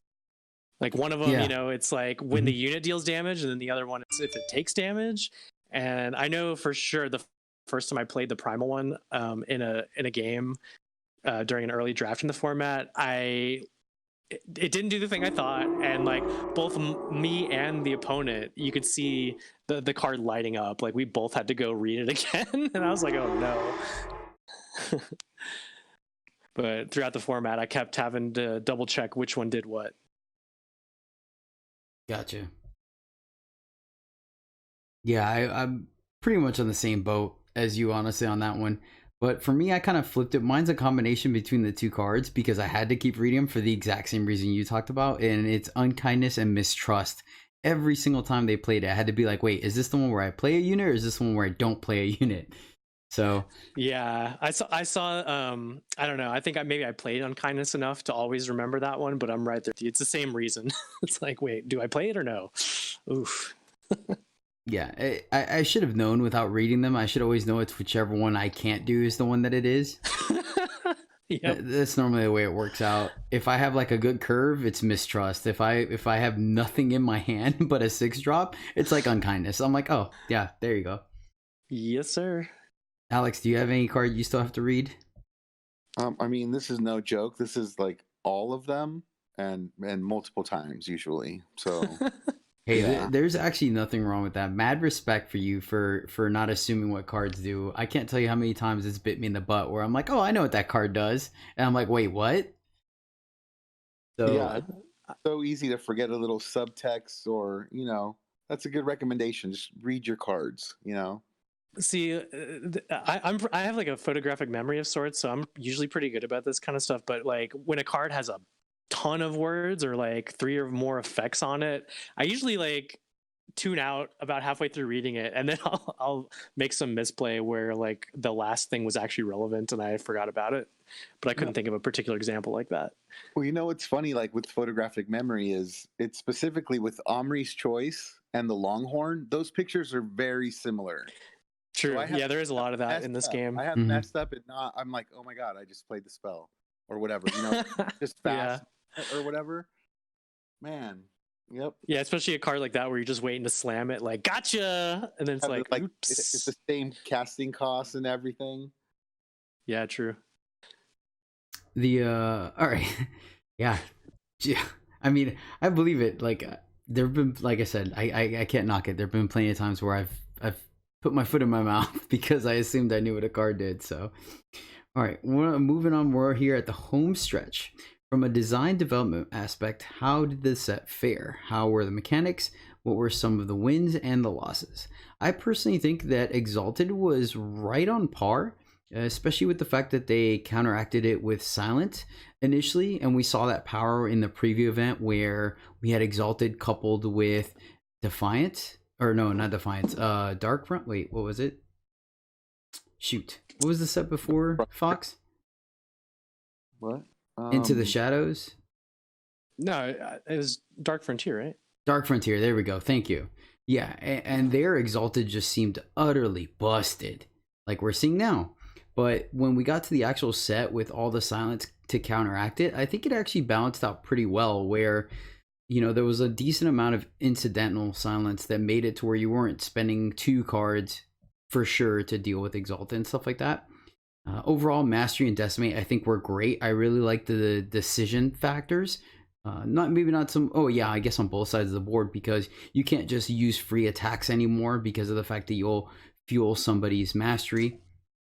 And Decimate was a little easier the higher you got later in your curve, but early game, you'd sit there. It's like, how bad do you want that 2-for-1? How bad do you want that extra value off of that Decimate? Is it worth a power? And I've had my fair share of times where I was at 6, decimated the 5, thinking I'd be okay, and then going 3 or 4 turns without drawing that 6 power. So I think there's some very fine lines and decisions to be made with both Mastery and Decimate. So I appreciated that. And then finally, Muster. It seemed like a really cool mechanic, and when it happened well. But just the fact that overall, as a set, it lacked on enablers and synergies for the archetype, I think that it obviously fell short for a lot of people. Alex, do you have anything? No, I mean, I think you hit the nail on the head. Like Exalted, that was great. Decimate, it was a good skill testing mechanic early in the game, like you said. Muster, when it went off, was super fun. So it's hard for me to call that one a fail, because when it worked, it was fun. It was just hard to get it to work. For me, the biggest fail would be not making the multicolored faction cards, all of them, like want to push you in that direction. Like, I think all of those cards could have been, the ones that were weaker, like, could have been better. Like the 1/4, the Argenport guy, like the Decimate, like maybe he could have had like a beefier body, or like pump them in different ways to make them all playable, so that it makes play in that color. So I don't know, maybe that would balance out more of what the most popular color ends up being, if you push those ones a little more. And then, like, one more thing, some of the choices were totally whack too, so that was like the Argenport just got totally bunked, and that's like one of my favorite combos. Yeah, like that 1/4 would have been better, except there was so like a lot of the Decimate cards were just, anyone would throw them into a deck that was sharing that color, not necessarily just the Argenport deck, right? Like Draw Strength was being scooped up by anybody that wanted to even splash Justice, and then a lot of the emblems and things like that, like So yeah, there was just a lot of other competing strategies that were scooping up those cards. And so like if you went in on a bunch of those Elaz's Elite, for example, you might just end up with only a handful of Decimate cards in your deck, regardless of anything you were doing. Yep. The one thing that I will add to what you said as far as muster goes, I think the biggest problem with it is that the enablers and the payoffs were in separate packs. So when the set first started, you would draft your payoffs in Fox and then hoped to get your enablers in packs 2 and 3. And then when they flipped the script and now we had Fox in the middle, well, now you're having to pick your enablers hoping to see your payoffs in packs 2 and 3. So like it was just too hard to put the deck together. When it came together, it came together, but you were rolling the dice every time. And a lot of the stronger enablers were honestly higher rarity, right? Like uncommons and rares. And like you ended up playing the weaker ones, like what's it called? The ramp one that does like the bounce effect. I'm drawing a blank on the name right now, but you know, you'd begrudgingly end up playing some things like that. And like Sodi's Choice, Parma something. No, Parma? Parma's good. That's not in the set. No, it's the ramp relic. Oh, ramp relic. Okay, I thought you were talking about the attachment. Okay. Yeah, I kind of liked Parma in a prior set. Oh but yeah, it's not, refuge, wilderness refuge. Yes, exactly. Yep. Wilderness refuge. Yeah, and so you'd end up playing some subpar cards just to hope for the muster triggers, and like, you know, maybe your payoff card wasn't even on the board, and so a lot of things just had to line up for that deck to actually work out consistently. But man, when it did, that felt real good. Yeah, the good muster triggers were also uncommon, like the empath and like the endurance stick that makes it patience, and then Puck slingshot, that was a good enabler, but like those are also uncommon. Right, that's what I was saying. Yeah, all the ones you actually want are getting scooped up by other non-muster decks, and there's a lot of contention. It's kind of the same issue as the Decimate deck. So I agree completely with what you guys just said, and I just want to add, like, I was a little shocked, and so I'm going to call this a loss, I guess, but I really thought they would do something about that particular card we've mentioned so many times, which is Grodov's Favored. Like, I think they probably should have nerfed it in some way. You know, it wasn't being played in constructed, so like this is literally just a draft nerf, which they've done before with like Changey Stick, for example. And I think they maybe just should have added like a time influence to make it a little less splashable or ubiquitous, or maybe reduced its stats by 1/1 at some point during the format. I was shocked that they never changed that card. I think maybe like everyone likes splashing it, so no one gave them any complaint emails or something. Like I mean, don't get me wrong. I played all the Grodov's Favorite I could. Like, yeah, no, fully. That makes full. But like, why not? Why not nerf it? You know? Totally. Yeah, they've showed that they're willing to do draft balance changes in the past, and so I was just a little shocked that they never did something there. Fair. I don't know. I feel like it might just feel a little worse than it actually was because of the fact that it stuck around for so long. But I didn't mind it. Like when the format started, we all were like, "Man, I don't know. How often do you get to 6 power? Like that just seems like clunky." And then once the format developed, it was like, "Oh, cool!" Like then all of a sudden it was like, "How many Grodov's Favorites is too much in your deck?" And we could play these 7 drops like Kodosh Sees All and the Crimson Hellkite, or the what is it? I always forget the name of it. The 7/4 that pings your opponent when it comes to play. Skyfire Hellkite. There you go. So I think it's fine. I think it's fine for a format to have a card like that. And plus the flip side to that was they gave it silence because it dealt with Exalted. It just so happened that as a byproduct, it was also a big unit that dealt with all these other inherent flyers. So it was a clean answer to a lot of things. But I think for a format, that's fine. If we see something similar now in the next format, then it might be kind of old really quick. But, I mean, it is what it is. I agree. The card was just absolutely everything you wanted as 6-drop. You know, it stopped you from dying. It helped you win the game. It was easy to splash. You just can't complain about the card. It had it all when it comes to a common and limited. So, okay. Since we're on you, John. Why don't you start us off on this next question and final question? What did this format teach you? How did this format Second make to you? last question. What? There's a lot. Wait. Oh yeah. Okay. My bad. My bad. Fine. Fine. Oh my God. Can I Sorry host to the keep show? calling you out, Jedi. Can I host the show? Like you already know, I leave this stuff in for the fans, and you're just gonna keep calling me. All right. Where's that mute button again? I was yeah, that's all I need to do. Give John a soundboard. That would be great. Yeah. So, what did this format teach me? Apparently not to shut up. No, that's not format related. That's so. I would say we kind of talked about this like 2 questions ago, and I would say, or I guess last question really, I'd say like just don't try and force synergy decks. Like I kept wanting to play like the spell damage deck, and I want to play the muster deck. I just want to try them out, and so I'd end up like kind of forcing them, especially at the beginning of the format. And man, if you're not in that open lane or these cards just keep getting picked, you're just going to end up with like a dumpster fire of a deck, and you're not going to have the best time. And so those, like we mentioned earlier, those archetypes like muster and especially decimate also were kind of just the pieces were being picked up by other competing decks, and so it was just a little harder to put an actual good one of those decks together, as well as the mill deck. There was a couple times I wouldn't say I forced mill, but like I even thought it was just open, and so I ended up, for example, with like 5 of the ravens that get buffed with discarding, and I ended up with literally no way to discard anything at the end of it. It was like, this is so open, right? Like, no. Well, one side of the equation just kept getting picked. So yeah, definitely don't try and force these synergy decks.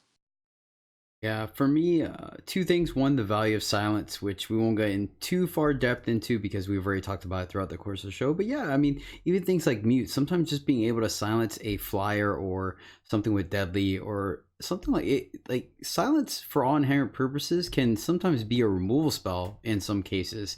Mm-hmm. And I feel like we should have known that already because of how strong Valkyrie Enforcer is in Constructed. But still, I feel like this format really highlighted how, yeah, just, with so much silence running around, I feel like the spiders and the scorpions got less valuable. The intermediate flyers were less valuable. So definitely value the power of mute or silence, I should say silence. The other thing. That's a great point. Yeah. And silence is like unique to Eternal too. So I think it's a very cool mechanic.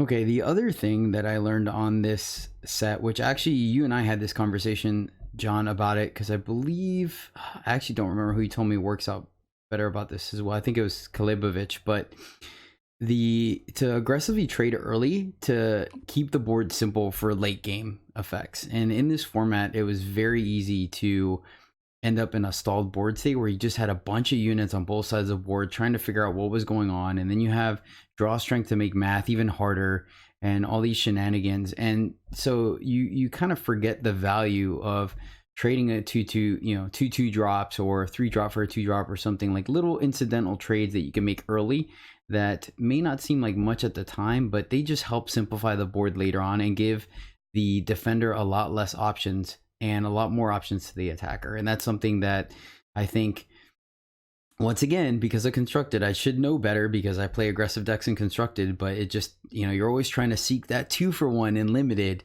And sometimes it is correct to just get a clean 1-for-1 to help simplify the board later on.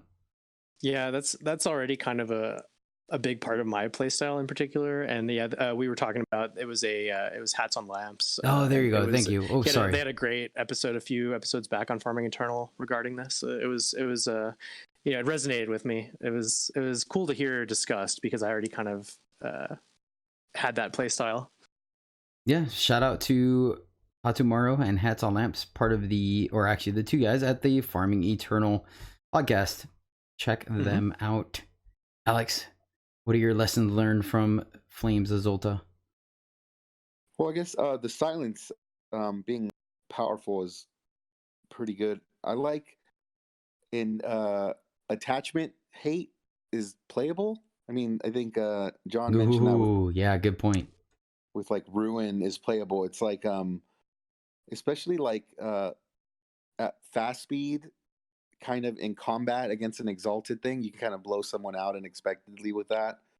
Oh yeah. And what else I was gonna say? It also kind of hammered home into my brain to not get married to my first pick, because your draft kind of ends up all over the place. You're a little bit farther into pack 2 before you're figuring out where you're at. So it's okay to drop your very first pick that was super powerful. You know, so that kind of got ingrained in good the takeaways. Yep.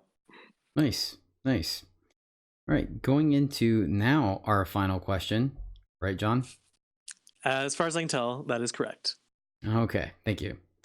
We are going to what was your favorite card in the format? And honestly, by the time we got to this question, I felt like we had been talking about the same. Like there were other questions that made me bring up cards I enjoyed.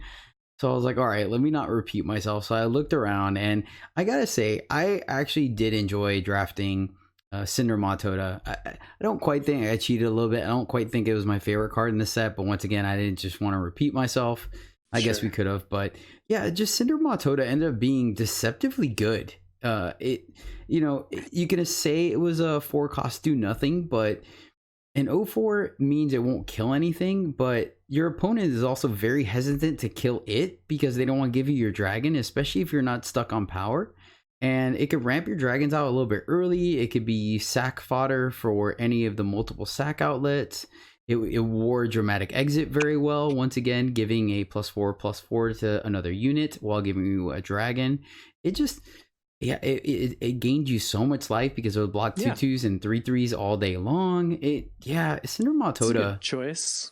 Yeah, I think Cinder Matoda was good. It was a fun role player. The side of that card throughout the format was just when it was your blocker and they were just smashing it with mastery units. That was like the one time where it wasn't shining. But yeah, it was a cool card. I like that one too. Alex, what about you, buddy? For me, it was a Wretched Raven. Get out of here. Go. Show's over. No, so this is horrible that I don't know the name of the card. The 0/1 that gets boosted for every color that your opponent has. Borderlands Scout? Yeah. Or is it Borderlands Lookout? I'll look it up. Just keep talking about it. That guy. Like, we have show notes for a reason, guys, right? The more of that guy. Nothing but professionalism here. Nothing but professionalism here. Hey, honestly though, like if I was saying the name of these cards, people would think I would know what the heck I was talking about with the names, and that's just that would not be authentic. Fair enough. It's Borderlands Lookout. Borderlands Lookout. Yeah, sorry to disrespect that unit like that, but yeah. And then John said it on his thing too. Grodov's favored. So sorry. You're stealing it. But yeah, it's fine, John. You can talk about your rare. It's okay. Yeah, I think my overall favorite card in the set was Prodigious Sorcery. But yeah, if we're talking about draft specifically, it's stupid Grodov's favorite. You can draft because I like to win. Yeah. Can you? I've passed it every time I got offered it. Fair. I gotta admit, I like playing big units, and the fact that Grodov's favorite gave me an excuse to have like six drops in my deck. Yeah, I just hated it. It was just so ubiquitous, and like you just play in every deck no matter what. Like, every time I picked like my first through 6 Grodov's favorite for my deck, just because I want to win, I'm just like groaning, like, fine, I'll play like 6 of these and try and win. So yeah, my begrudgingly favorite card. All right. Well, with that is going to put overpowered common. Are you good? Are you good? Yeah, I'm good. Yeah. Okay. You sure? Do you need a minute? Unnerfed overpowered common. There you go. Let's get it all out, guys. We're saying bon voyage to Flames of Xulta, so now's the time to get it all out. Tell us how you really feel. So sick of this Grodov's favorite. Like a big yellow hall monitor. I already like the new one, like a 2/1 silence. Like that's more reasonable. Yeah, that you can get back. Yeah. All right. Well, with that will conclude the Sunset Show, Flame of Xulta. So, Flame of Xulta, Fox, thank you so much for the good memories, the bad memories, the frustrations, and the groans. We look forward to seeing you again someday, but not anytime soon. All right. So with that, guys, it leads us into our what's the play. So we are in preview season, which Direwolf Digital is kind enough to inject 75 commons and uncommons into the curated packs of Flame of Xulta for a whole week for us to try a new format. And then right when we get super excited about it, they change it to another one. So I do have a what's the play today, which is another one of our great early game ones where you have multiple actions in the very beginning of the game. So we're both at 25. This is our turn 3. Our opponent's on the play. They played a Makar Bloodwolf on the board. We have an empty board. In our hand, we have a Primal Sigil. Of note, we're at 2 of 3. We're at 2 power with double Primal. So that's our only influence right now. In hand, we have a Primal Sigil, a Token of Tradition, which is the new token that is Time, Justice, Primal, which is all 3 colors of our deck. We have the Ensnare, I think. I don't know the name of it yet. The 1-cost Justice Fast spell that destroy an attacking flying unit. I don't know if it's... it's attacking, right? Yeah, it's attacking. Timidity, which is the 2 Justice slow spell for Curse. I'm sorry, Curse. Cursed unit cannot attack. We have Grodov's Favored. No need to explain that. We have Edict of Kodosh, which is the Justice Edict that can silence a unit, and or if the unit is fire or shadow, it will kill it instead or additionally. And then we have the new card that we talked about earlier in our pack 1 pick 1, Gravewatch Ancestor, which is the 2/3 for 3 and a time. And so yeah, Alex, why don't you start us off here? What would be your play here? I don't know if I would be rash doing this, but so I think I'd want the token to get Justice because it opens up more of my cards, and I would just take care of that 2/3 lifelinker right now with my Edict, and then basically hope to draw a time, because you could play a time and then not do anything this turn and then play the 2/3 time unit the following turn. But do you recall what was your deck's like main colors here, Jedi? Time was the splash. It was 2 Grodov's Favored and that Gravewatch Ancestor were the splash. Huh, okay. Oh, interesting. Yeah, though those are the kind of hands I get stuck with. I'm looking at this going, is Primal your splash? Nope, we were Huru with a splash of time. Okay. I mean, like, because with all else fails, you can always put the Timidity on it, but like after, if you're gonna wait for a time, but I don't know. I think that's what I would do first, because maybe the opponent might be able to pump it, put something on it that's gonna make it get its mastery trigger right away, and I don't know. Okay. Just get the lifelinker on the board. Don't let the game get out of hand early. You know. Mm-hmm. John, what about you? This is a tough one. You're kind of in a tough spot here of sorts. I mean, you obviously don't just play the Primal Sigil and pass the turn and do nothing. But yeah, it's a tough question. Like your hand's removal options get opened up with the Justice here, but all of your units are time. And if you say it's your splash, like it might be hard to come up with a time source in the next few turns here. With that in mind, I'm almost considering just going for the time source here and then playing the Ancestor next turn. It'll be a couple turns, like you said, unless they have a weapon or something that you can just block this. Yeah, they'll start gaining life and it'll eventually trigger mastery, but you do have answers for it. Presumably if Justice is one of your main colors, you'll get a Justice source here over the next few turns and then can deal with it even if it gets bigger with this Edict. So yeah, I'm leaning towards just going for the time source here so I can play my 3-drop next turn. Mm-hmm. So I think the options that are there is what John said, which is playing time source here, relying on my deck to find the Justice Sigil, and then getting at least a 2/3 blocker for that wolf. The other option is what Alex said, which is to play the Justice Sigil to turn on 3 cards basically in my hand now and have 2 different options to remove the wolf. Now, both Timidity and Kodosh Edict of Kodosh does remove the wolf. I think the consideration is whether you want to use a more generic Timidity to not remove it but stop it and then keep the potential clean removal spell for something else. But it is turn 3, so we don't know if fire or shadow is their splash or not. So I ended up in this game opting for just getting the wolf off the board and hoping that if they do play additional threat, I have timidity to slow it down because of the fact that Kodash, the Edict of Kodash, is conditional. So I went ahead and just took it off the board and tried to give myself as much time, hoping that my deck would deliver and draw me out of it.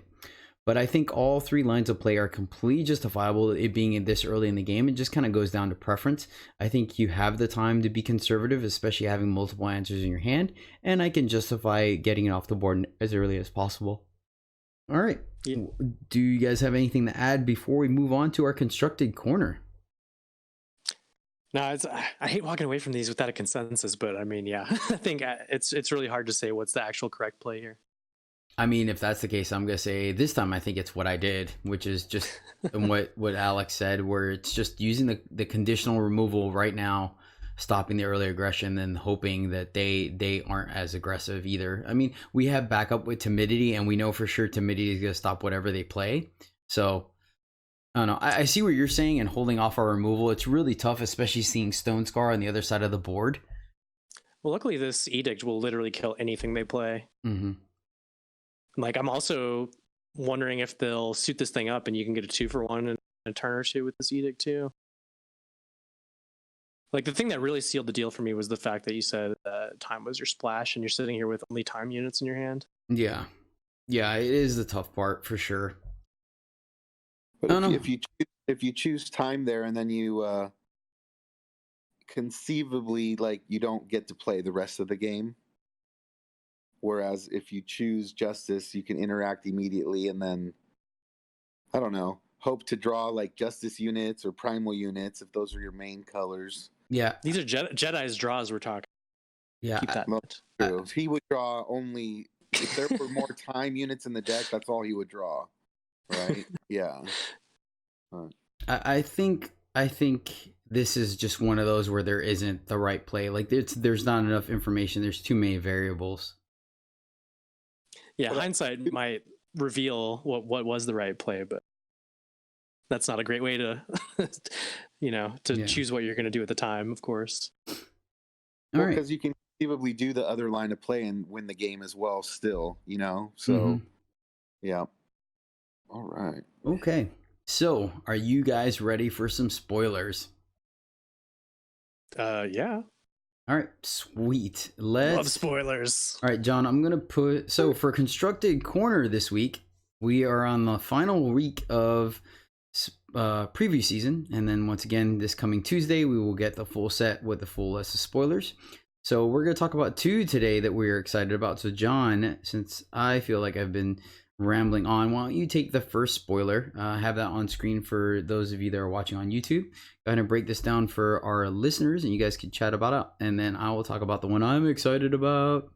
Right, so I'll talk about one of the recently spoiled legendaries here. It's called Grodov's Burden. That's 5 triple time. It's a relic. The text is, your single faction units have Exalt Spellcraft 3, play Bury the Past. It's from Dead Reckoning, and I've never seen this card played. It's Bury the Past is 6 triple time. Put a unit or relic on the bottom of its owner's deck. So it's like, a removal spell attached to this thing with a spell. That's pretty cool. And then pay 5 to draw a card. If it's a single faction unit, play it. So this obviously has some build around potential. It's funny that they have a bunch of these cards that care about single faction in a set where there also seems to be a lot of emphasis on tri-faction grouping. So that's kind of like an interesting dichotomy. And like, this is a nice, flexible card. It's not exactly a do nothing relic the turn you play it. Presumably you have a board and all the units you have are now exalted. And then if the turns go on, it also has a way to bury the opponent and card advantage on it. So this is all kind of build around stuff that I'm excited to brew with. It's just really cool to have some support for, single faction cards in a and what it's otherwise a multi-faction. So this is pretty cool. Pretty excited for this. Just giving all your units exalted seems busted to me. Plus the one thing to consider as well, we were just talking about silence. This actually works through silence because much like Vile Collaborator, it's just a blanket static effect. So they can silence your unit, and as long as it's single faction, Grodov's Burden is still going to give it exalted. So that seems really strong to me. To me, it seems like putting exalted on all your units seems busted, like you said. So, mono time decks in the future, maybe. I don't know. Like that's a good incentive for time, right? Mono time has been a thing in Expedition previously, not in this Expedition, but in the last one, it was performing very well at tournaments, things like that. Yeah, but that was also even time, I think, and this is 5, so yeah. But here, it's obviously got to go in. It doesn't have to be a mono time deck. I mean, with triple time in the casting, you'd want to be heavy in time at least, but it could still be a 2-faction deck, and it would work on other mono faction units that aren't time. Yeah, exactly. Yeah, exactly. That was the point I was gonna make, is that it's single faction units, not single time units. So yeah. I'm here to bring up the potential noob question to Constructed. So yeah. Hey, no, you're good, man. You're good. Clarify that. No, that's good. But so you might be able to get the most power level out of it if you were mono time, right? Or heavy in time, at least. Yeah, heavy, really heavy time. Find the build around that. Just guarantee this thing on 5. Yeah, we don't know how fixing's going to be in the next Expedition, but I mean, in Throne, you'd never have trouble, getting a triple influence card by turn 5, if especially if you're like 1 or 2 faction deck. Mm-hmm. Yeah, it's gonna be interesting to see how these relics play out. All the legendary ones seem pretty busted. They have one form or fashion of another of each of them is quite relevant. Whether it's the static ability, the activate ability, or the spellcraft, they all have something that's super powerful on them. So, yeah. This the card draw side, you're not gonna hit on the play, on the unit if it's a unit play it all the time, obviously, since you're only looking at one card. But if you include things like scouts or maybe putting something on top of library, things like that, you can force the trigger. But I mean, worst case scenario, you just pay 5 and draw a card on a turn where maybe your hand doesn't have any gas anyway, which is still pretty good.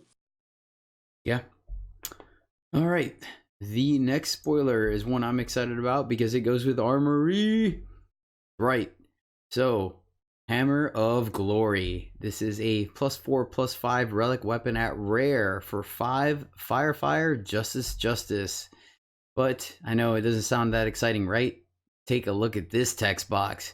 Your avatar can attack sites. Yes. Oh, yes. Hello, Garden. Oh, this is going to be so good.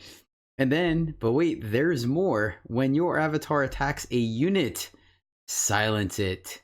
And as far as I'm aware, the way the mechanics work in Eternal, the silence effect will trigger prior to the hammer smacking somebody in the face. Surely. So, yeah, the way it's worded, I would assume that too. Yeah, so things like double damage, things like, for example, Borderlands Lookout will go back to being a 0/1, and then the hammer will strike them down. So yeah. The one question I have about this is like, can you attack sites through units, or does it kind of treat a site like an additional player? How you can't relic weapon attack a player if there's a unit in the way. I'm just curious. It's very unclear from the wording, but I just wonder how that'll work out. That's actually a very good question. Now, a part of me feels like you can hit the site directly. I'm leaning that way too. Only because of the fact that let's just put it down to the very basic of it. The site is in the middle of the battlefield at the very front. True, and it also kind of, it takes the place of units when you play it. Like if your board's full, I don't know. Yeah, no, I kind of assume that it'll work that way, but it's just not. Or you'll put it on the opponent's face, and then it'll like 2 dots will come up, like one on the sight, one on the face, maybe something like that. When you choose one or the other, I don't know. You know how like when you attack and it has you choose the sight instead. Yeah. Maybe it'll be like that. I don't know. Who knows how they're gonna do it? I'm curious to see it though. Yeah. This seems like a good weapon. Like the stats are pretty good and the effects are cool. Like I like it. Yeah. There's a couple of really big cards in the format that obviously doesn't take out, but things like Stone Scar Champion and Vara, but I don't know. It's going to be interesting to see where the 5 slot comes into, right? Because the 5 slot takes up really nothing right now except for Macdo, I guess Warden, right? It takes the Warden slot at 5, but that still means you could play Vara before it. I think it works really good against Yetis. You can silence their party starter. You can silence their champion. So there's some bonus there. Yeah, this is going to be an interesting weapon. How many should be in the deck, or if it's a market card, I'm not 100% sure yet. But I think this card could do some work. The fact that it hits sights is huge, and then the fact that it silences other units is quite relevant as well. It saves it a lot of additional problems that you would see.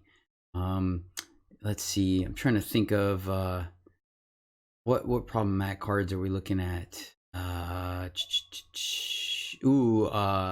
Tokos silences before it kills it. I mean, it kills the Tokos, but also silences it. What's another card that would be troublesome? I'm trying to think for Armory. Well, you already mentioned double damage, right? So, yeah. For example, an opposing Rakano Stranger, or not Stranger, Merchant or Smuggler, actually. Oh yeah. There you go. That's a good one. Yeah, that's a really good one. Yep, Rakano Smuggler. Yep. Let's see. The lifesteal before you kill something. Mm-hmm. Yeah. Just thing. It's the incremental value, but it's good. Yeah, the biggest thing I think is anything with shadow, because you're minimizing the value of the recursion, And I guess in a pinch, worst case scenario, it can silence something that's bigger than it, right? It can silence a Joe. It can silence, I guess, really not silence a Karya because it's got Aegis, you'd really not like to use it just to silence and take some damage. Yeah. But yeah, worst case scenario, you could even do that, sure.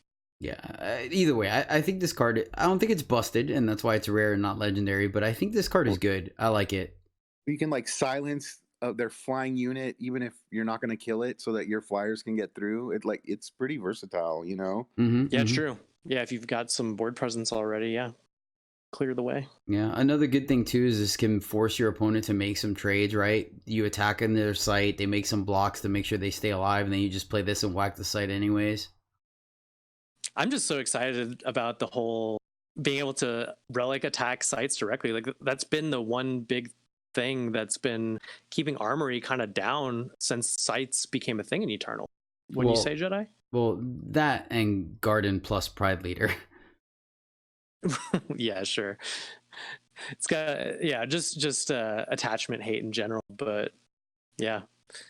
Oh, but like hey, it was a big drawback to being so heavy in weapons is that you couldn't attack sites. Yeah, I mean, the other thing too is that we don't know what the expedition format is going to look like. So even if this might not make Throne, or maybe it's a market card in a Throne, it could be main deckable in Expedition.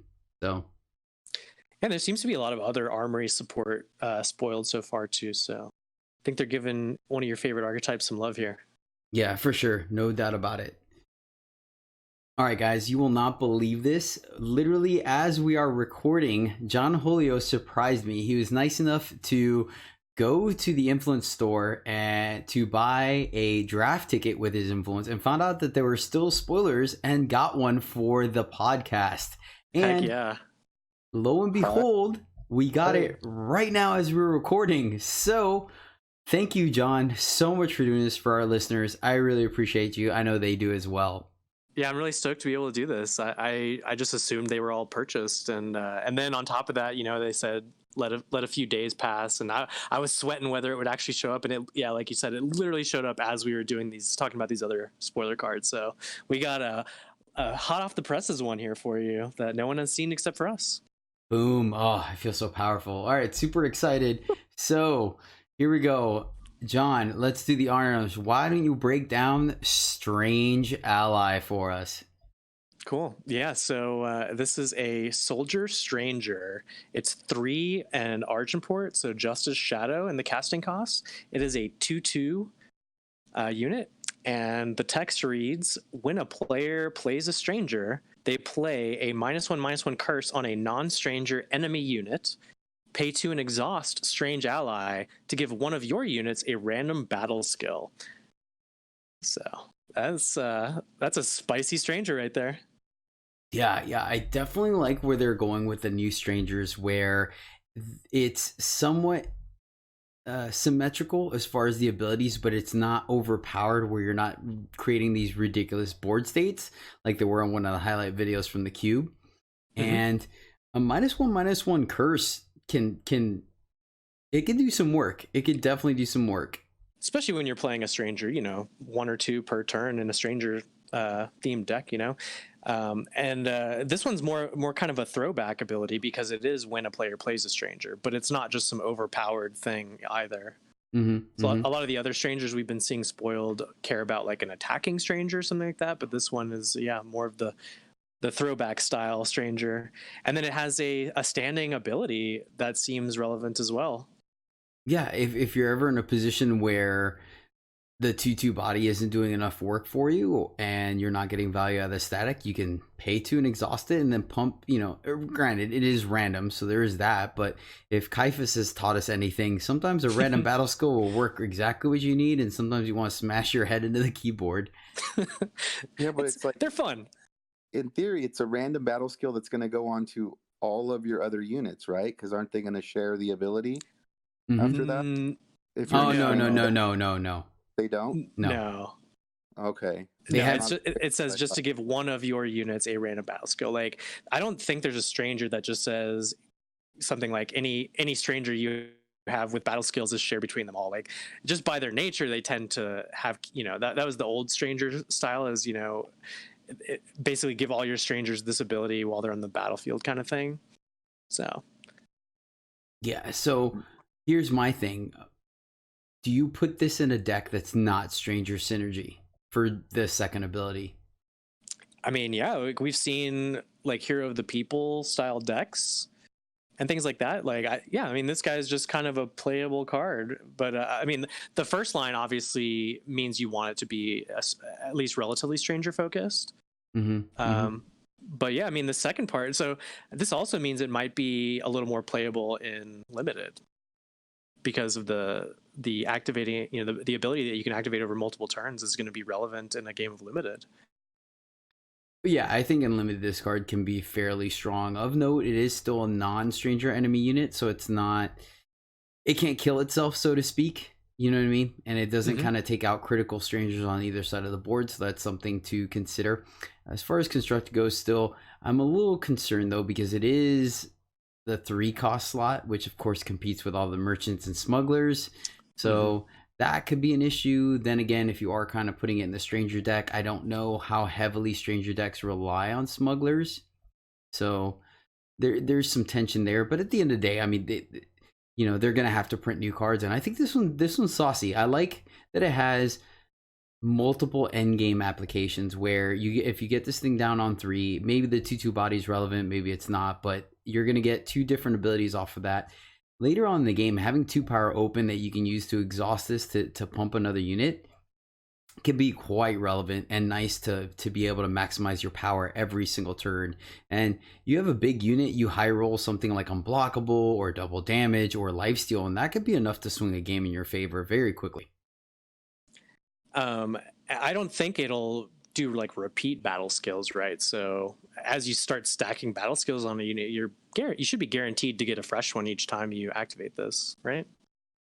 Yeah, unless it's a different unit. I think each unit is unique, so you could probably... Sure, I just mean on the same... if you keep stacking them on the same unit, it'll eventually get to the one you're looking for if it goes like that. Hopefully it's exalted first. I think it's funny that they call it Strange Ally. That almost seems like a shout out to kind of the allies from Magic, possibly, because they kind of work like strangers. Also, I think I forgot to mention this, but it's a rare. No, I think you did. I think you did Okay. mention it. All right, sweet. Well, I'm super excited to try out Strange Ally. Thank you once again, John, for spoiling it, both for the podcast as well as our great fans and listeners out there and the rest of the Eternal community. I really appreciate it. I know they did. So thank you, John. Yeah, I hope y'all are as hyped for this new set as I am. Cool beans. All right, guys. So that's going to do it for our Constructed Corner, which brings us to our closing statement. A little bit of shout out action. Shout out to, of course, the Misplay Podcast, Armely and Gato Sujo, Farming Eternal, like we mentioned earlier, with Patumaro and Hats on Lamps. Then the Backlash Podcast, as well as Friends of Eternal. Other great resources for you guys to check out. And then, of course, two of the best resources that we talked about earlier in the show is Eternal Warcry and Shift Stoned, which, ironically enough, I got an update from Papa Capricorn that was kind enough. He purchased a spoiler, and guess what, guys? Not only is he previewing teasing the card on Shiftstone, but this Sunday on our stream, we are actually he's going to come on the stream and allow us to preview the card in its entirety.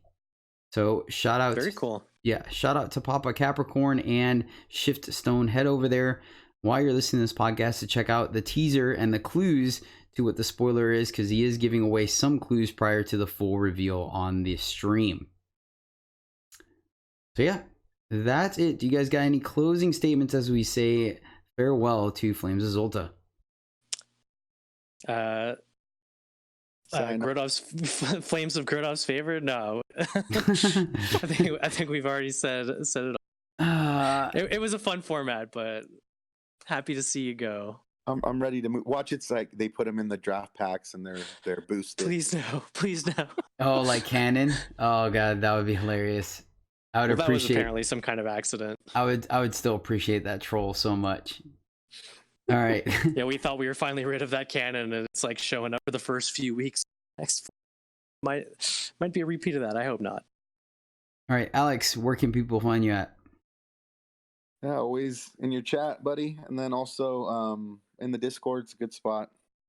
Very friendly people there. If you have any questions, feel free to ask. All right, that's Darth Herman 2. John, how about you? Yeah, same spots. You can always find me hanging out in Jedi's Discord, Jedi's chat, also in the Farming Eternal Discord.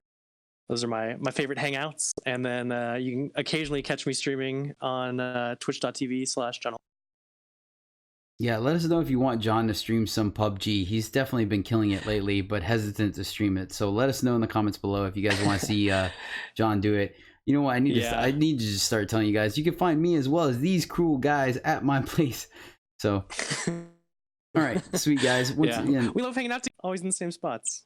True story, man. I'm not lying. You guys are my friends. It was a risky business proposal to ask you guys on the show, but yeah, you guys have definitely become good friends of mine. I'm glad to have you guys around. So thank you guys for always sacrificing your personal time every week to be on the show with me. I appreciate it. Happy to do it. This is super fun. Super fun. All right, guys, that is going to do it for us. Once again, I'm Jedi with Eternal Journey. You can catch me streaming live every Sunday, Monday, Tuesday at twitch.tv/Jedi_EJ. Or, of course, follow us on Twitter at EJthePodcast, where you can get up-to-date messages, see some interesting plays, as well as some interesting keeps or redraws on there. So definitely check it out. I post anytime a new video goes up and all the other good stuff. And, of course, if you want to get some more content to get better at draft and constructed offline, check out Eternal Journey on the YouTube. But that's going to do it, guys. So, as always, thank you so much for tuning in. And until next time, happy gaming. Later, guys. Good luck in your draft keys, everybody.